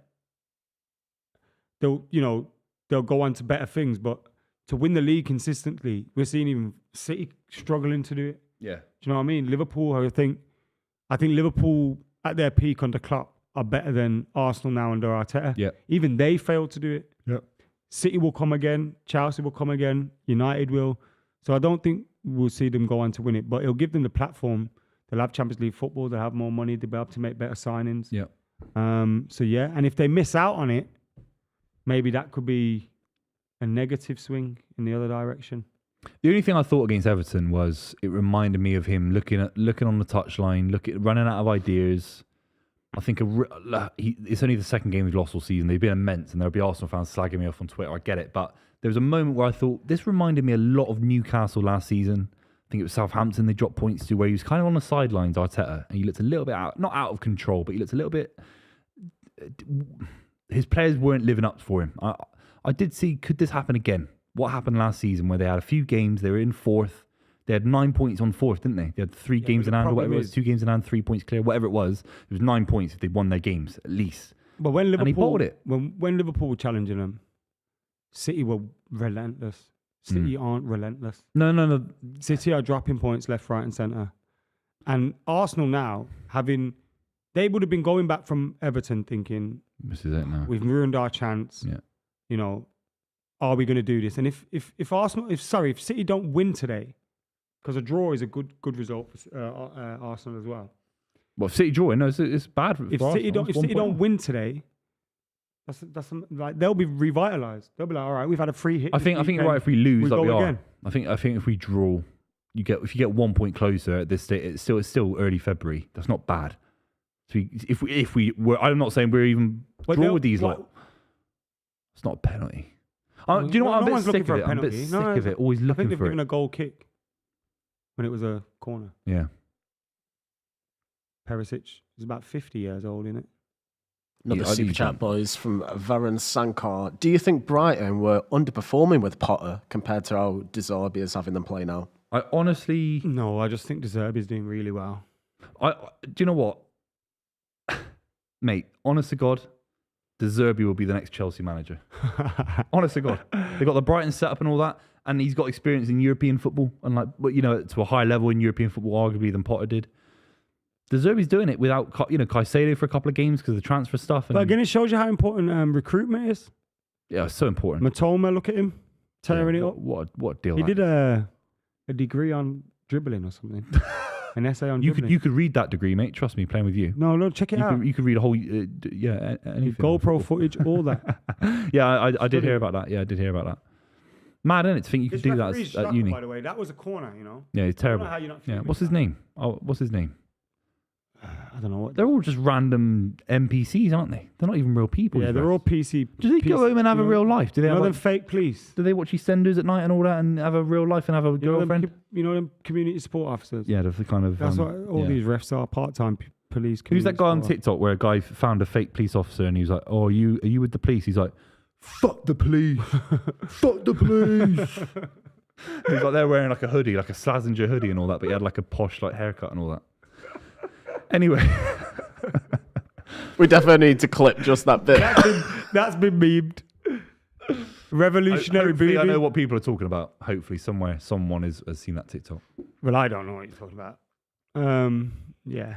Then PCSOs can't arrest you, so if they have to hold you to the real policeman. Honestly, God, I know all the tricks in the trade. The trade license, the TV license people cannot step foot in your property. So, honestly, God, and I've got. Do you know what? I used to live with a guy in London, and he was so scared of them that he paid it for the whole house without telling anyone because I refused to pay it. I shouldn't say this. I'm not paying my TV license. I don't care. I'm not paying TV license. I don't care. Sack me. I'm not paying that. So why would I pay for the BBC to run a program about all this rubbish? Well, you got a BBC 24/7 weather channel. I'm paying 150 quid a year. You having a laugh? Do you know what Strictly Come Dancing. I don't want that shit. Are you joking? Do you know what I mean? See Tony Adams dancing on a Saturday night. I didn't ask for that. It's a cost of living crisis, you fucking idiots. So long story short, lads, if you're watching this, you're young in your student housing, you just moved to a new house or whatever. If there's a letter come through the door, or we're coming around to check your TV license, just ignore. They cannot step foot in your property. they got no legal right, and the BBC are taking the liberty. And if you use a PC monitor, it's not a TV. It's not a TV. It's not a TV. If you let them in your house, you're the biggest idiot going. And if they knock your door, say, I don't have a TV license because I have a black and white TV. Don't need a TV license. You didn't say anything. Don't pay them, man. Why? Paying to watch TV. It's mental. Double the price of Netflix as well. Mental. Netflix got a new thing with the passcodes. Have you seen that? That's always a New rumor. soft- No, that's literally that's happened. They tested it. I don't know how it's going to work because eventually you'll just have to give the same code to people anyway, won't you? So Yeah, and it's like, it might be face recognition. what if I or go something. abroad? Mate, it's You know what I embarrassing. mean? The whole thing's embarrassing. Congrats to oh my Spurs. God, it's 83 minutes. Congrats to Spurs. Oh yeah, well done. Yeah, congrats to Arsenal for winning the Premier League. Congratulations. You haven't won it in 20 years. Internet wasn't even around then. YouTube and all that. So congratulations to Arsenal for winning the Premier League. Refs What's he doing now? The referee. The refs had a shocker, you know. It's great to see. It's beautiful to see because City are falling apart. Pep's cracking up. City are falling apart. That was a foul on Rico Lewis. And if it's not a foul, it's handball. Yeah, it's shambles. If Rico Lewis hasn't been fouled, he's handballed it. So it can't be a corner. It has to be a pen. Yeah. Another Medio super chat. What's the most impressive achievement in recent history of football? Is it Leicester winning the league? Is it Madrid's 5 Champions Leagues? Is it City Centurions? What's the most recent best achievement? I had an initial thought. And I'm not even winding people up, yeah? I'm going to be real now. I'm just going to be real. Can I be real? Gary Johnson getting Yeovil Town into the Championship. Mate, they're not in league football anymore. Yeovil Town played Leeds United away in the Championship. That's incredible. Huge. Mate, their budget was like 200 grand a year. And the whole club. And Gary Johnson got them through the playoffs in League One. Gary Johnson. He used to manage Latvia. Honest to God, I'm not even winding you up. Yeovil in the Championship for a season. Billy Painter up front, I think it was. Unbelievable. I'm not even, honestly. I think it's Real Madrid three-peat. What, over Yeovil? Yeah. Not as sexy as Yeovil, but I do think the three-peat. Did you go to Yeovil when you Alexis Sanchez's I've been to debut? Hewish Park. Yeah, it was his debut, wasn't it? And Alexis Herrera Sanchez. scored, I think. No, Yeah, no, that was another time at Yeovil. Yes, I have been. Yeah. Yeah, Alexis Sanchez. I've been there as well. 0-0 it was, wasn't it? Or 1-0? You won in normal time. 1-0. Yeah. Yeah, Alexis Sanchez's debut. What Yeah. memory you've got? Weird, yeah. I forgot all about I was in the tunnel for it, weirdly. I was standing next to him in the tunnel. It's a great ground. It was a nice away end. I like them away ends. Yeah, like proper old school kind of. Like I've been to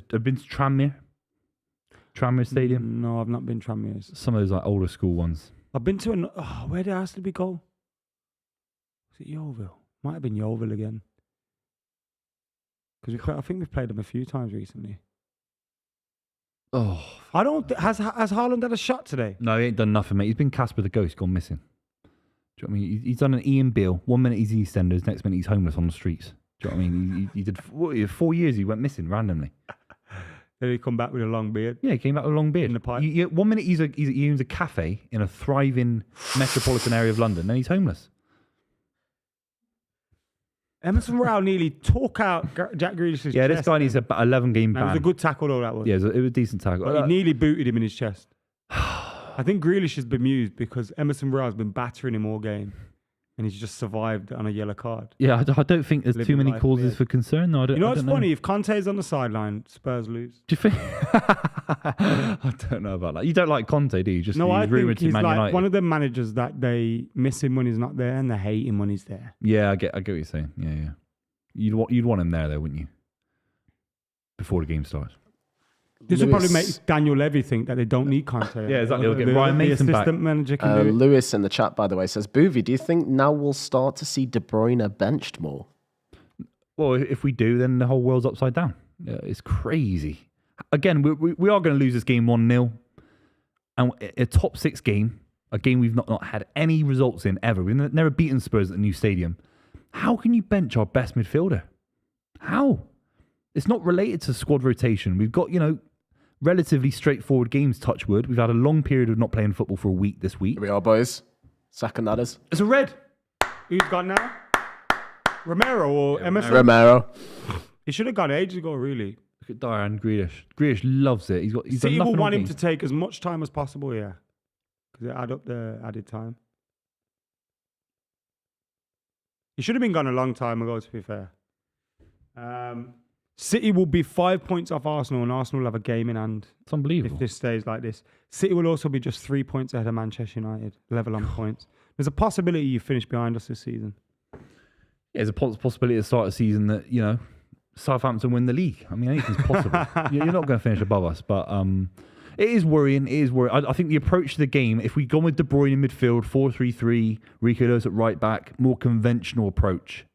But having this weird formation, De Bruyne not starting, Foden in and out the kind of squad, and then we lose as well. We've learnt nothing from the game because we're not going to win the Champions League or the Premier League playing this system. So we've changed everything up to not even learn anything from it. We've learnt nothing today. I think we've got an Arsenal fan in the comments who's gone, here comes Spurs, right on point to bottle it. Arsenal fans, you're worried Spurs are bottling this for you in the last couple of minutes? Do you want to would a draw be all right? I want to draw. No, you want. I don't want Spurs to creep up on us because I'm still aware, they're 3 points behind us if they win this. Yeah. Do you know what I mean? Yeah. So I wouldn't mind a draw. Keep City close, keep Spurs close. Then we've pulled away by 2 points of Spurs this weekend. I mean, you're fighting over breadcrumbs, aren't you? Breadcrumbs, aren't you? Because you're not fighting. Bro, you've got 3 points more than us at this moment in time. That's enough to win the league. So that's important. But it's not enough to win the league. Not right now. 5 points off us. Not right now. It will be eventually. You're battling a one-horse race. Yeah, I know. It's crazy. Another super chat, by the way, boys, from Coca-Cola. Lads, would love to hear your thoughts given the trajectories of the top 6 clubs. Who do you think wins the most Premier League titles over the next 10 years? Oh, that's a good shout. Yeah, that's a really good shout.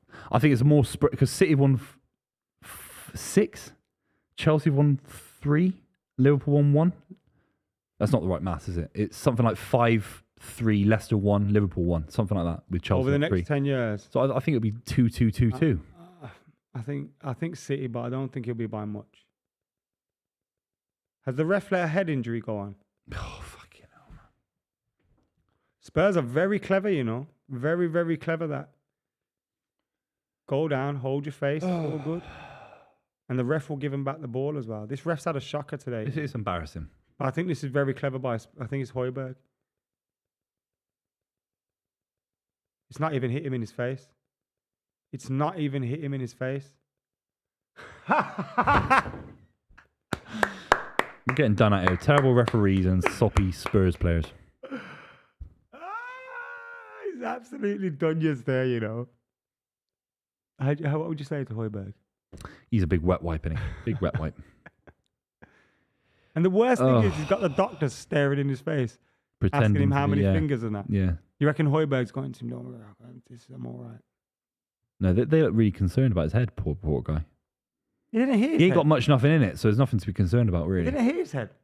Well, no, I know, but I don't know. They're still concerned. He got man of the match.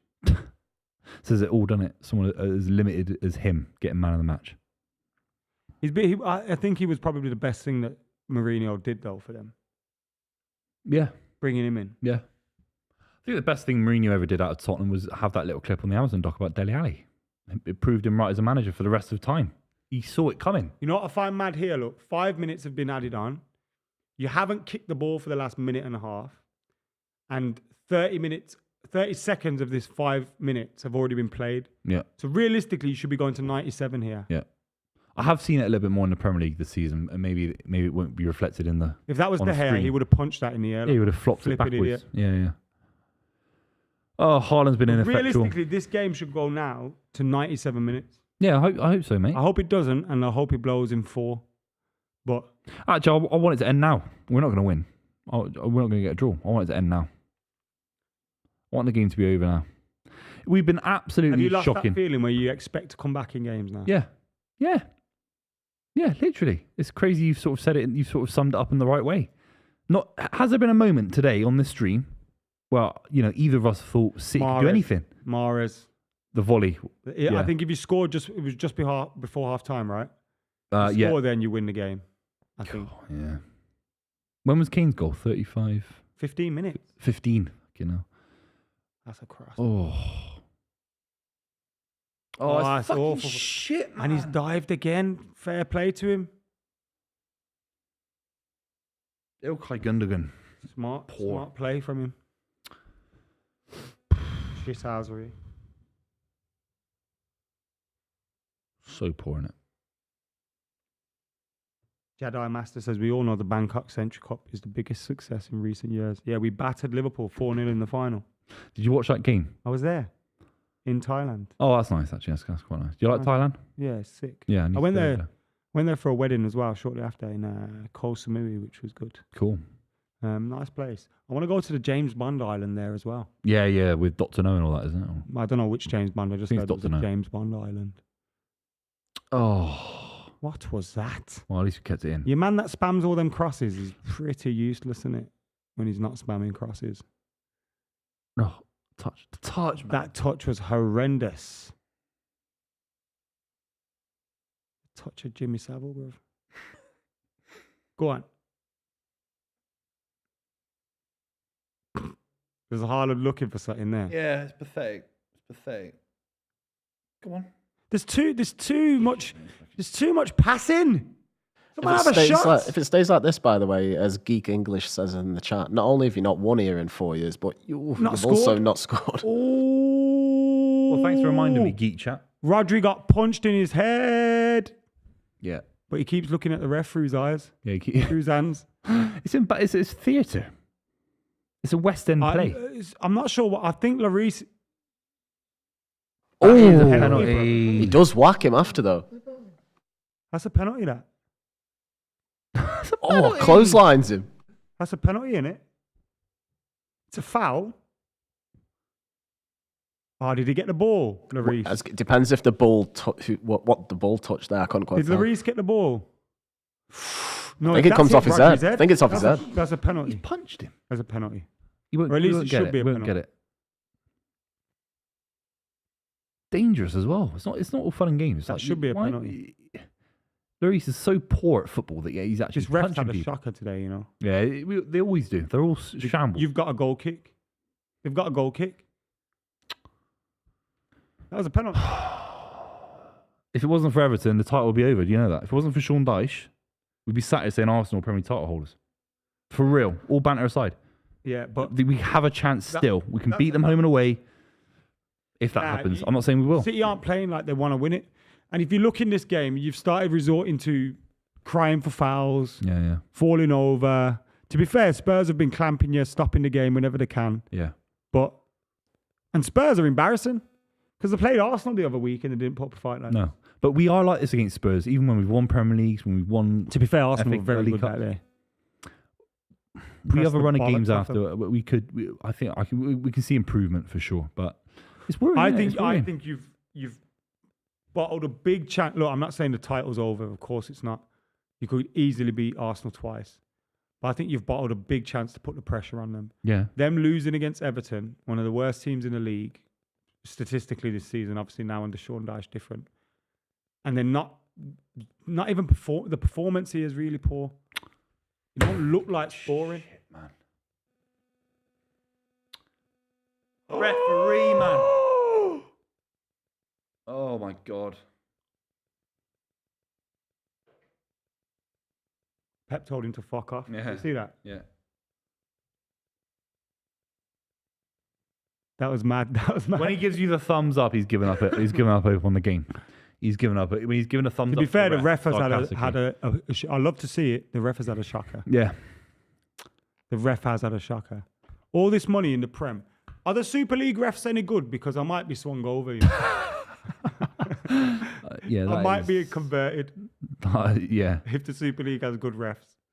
Maybe it's just robots. Because there might just be loads of money to just like make pure Luigi Collina. Well, I think it's not. It's beyond that. It's, Kevin De Bruyne look at AI coming up with all these chat GPT and all that, coming up with all these, unbelievable answers to questions. Why don't they just make an AI robot? Foul. An AI ref? Kyle Walker frustrated there. He's been Out. shit. I mean, no fucking... it's been terrible today. It's been terrible Swear today. jar. Yeah. But yeah, it's been terrible. How do you feel about the title race? I think we've got a chance. I've seen worse sides than the City side win a Premier League. But Arsenal very good. If it wasn't for Sean Dyche, we would have lost the Premier League title today. So we've got a chance. They have some tough away. They have Aston Villa away, Leicester City away, Newcastle away. They are hard games at Arsenal. Done. Spurs win. Harry Kane is Spurs' record goal scorer, and they've beaten City 1-0 to give Arsenal a huge boost in the title race. Arsenal would have left Goodison Park thinking City are going to be 2 points behind us tomorrow, and it's going to get squeaky. Yeah. And instead, they've been able to take a free hit this weekend. Or they could look at it on the flip side and say, if we won at Everton, we're 8 points clear and whatever. But yeah, you're right, yeah. I think this is a massive, massive result. 100%. Massive result. I don't think it's a decisive one, but it could be. It could be because 100%. It changes it. It's massive. We are going to wrap up the stream there. No, I need your thoughts on this because right, okay. We're not going to wrap it up because City... I don't want to talk about how bad it's been, done. Adam. To be honest with you, mate, I don't want to talk about how shit we've been today. But I can do it, of course. Look, you cannot win a Premier League title with the midfield that we've currently got. Rodri, Rico Lewis. You can't string two passes together. You can't break the lines. It's not David Silva. It's not Yaya Toure like we're used to. Kevin De Bruyne's not even starting. We're talking about Guardiola. He's got, he's his most important aspect of his managerial style is the midfield, the balance of the midfield, of controlling games through midfield. He said famously at Barcelona he'd have 11 midfielders on the pitch if he could. How do you then not start your best midfielder against Spurs away? Yeah. How? So he's changing up his philosophy to the point where we look poor, we look boring and flat, and I don't know how we're going to improve from here. It's going to be tough. But Pep Guardiola at the moment seems to be sending a lot of messages with team selection, tactics, whether to the board, his team, the squad, the players. I don't know. Everything doesn't look rosy in the garden, but you've lost against a Conte-less Spurs today. I thought Højbjerg was amazing. I thought Romero and Højbjerg and Emerson Royale got away with a bit, but they were pushing the boundaries. The referee showed them how far they could go, and they went with it. Yeah. And for me, City got involved too much in the trying to win fouls, trying to win penalties, trying to do things, and eventually they run out of time. Yep. Because while you're arguing and while you're trying to do all that, the clock's ticking. It's like we said, you're never going to get your full time back. Yep. 96 minutes were played. You missed 2 minutes before it said +5. Do you know what I mean? So I think Spurs have done really well today, but 100%. City have bottled it, and they've bottled the chance to put pressure on Arsenal, and that's where the difference could be in the title. Because it's a moment. When you play Arsenal next at the Emirates, I don't see you beating them in this form. If you play like you did today, yeah, you're right. You're not beating them. It's a big if. Spurs have always been a banana skin. Even when we won the Premier League last season, they did the double over us. And if you leave the Emirates and Arsenal are still this much points away from you, problems, mate. Problems. You got problems? I got some major problems, and then Man City's one of them, unfortunately. So current form. Arsenal, though, top of the league. Let us know your thoughts and comments below. We will wrap up now. Pep is cracking up. We've got a podcast coming out later in the week, of course, as usual. If you're new here and you haven't subscribed, make sure you subscribe down below. Hit the button. Check out, obviously, Adam, Rory, the ghost of Rory, somewhere here in the middle. Someone find him for us, please. And obviously myself, Buvey, on socials. It's been a good stream. Thanks for joining us. Yeah, see you soon. We're still here.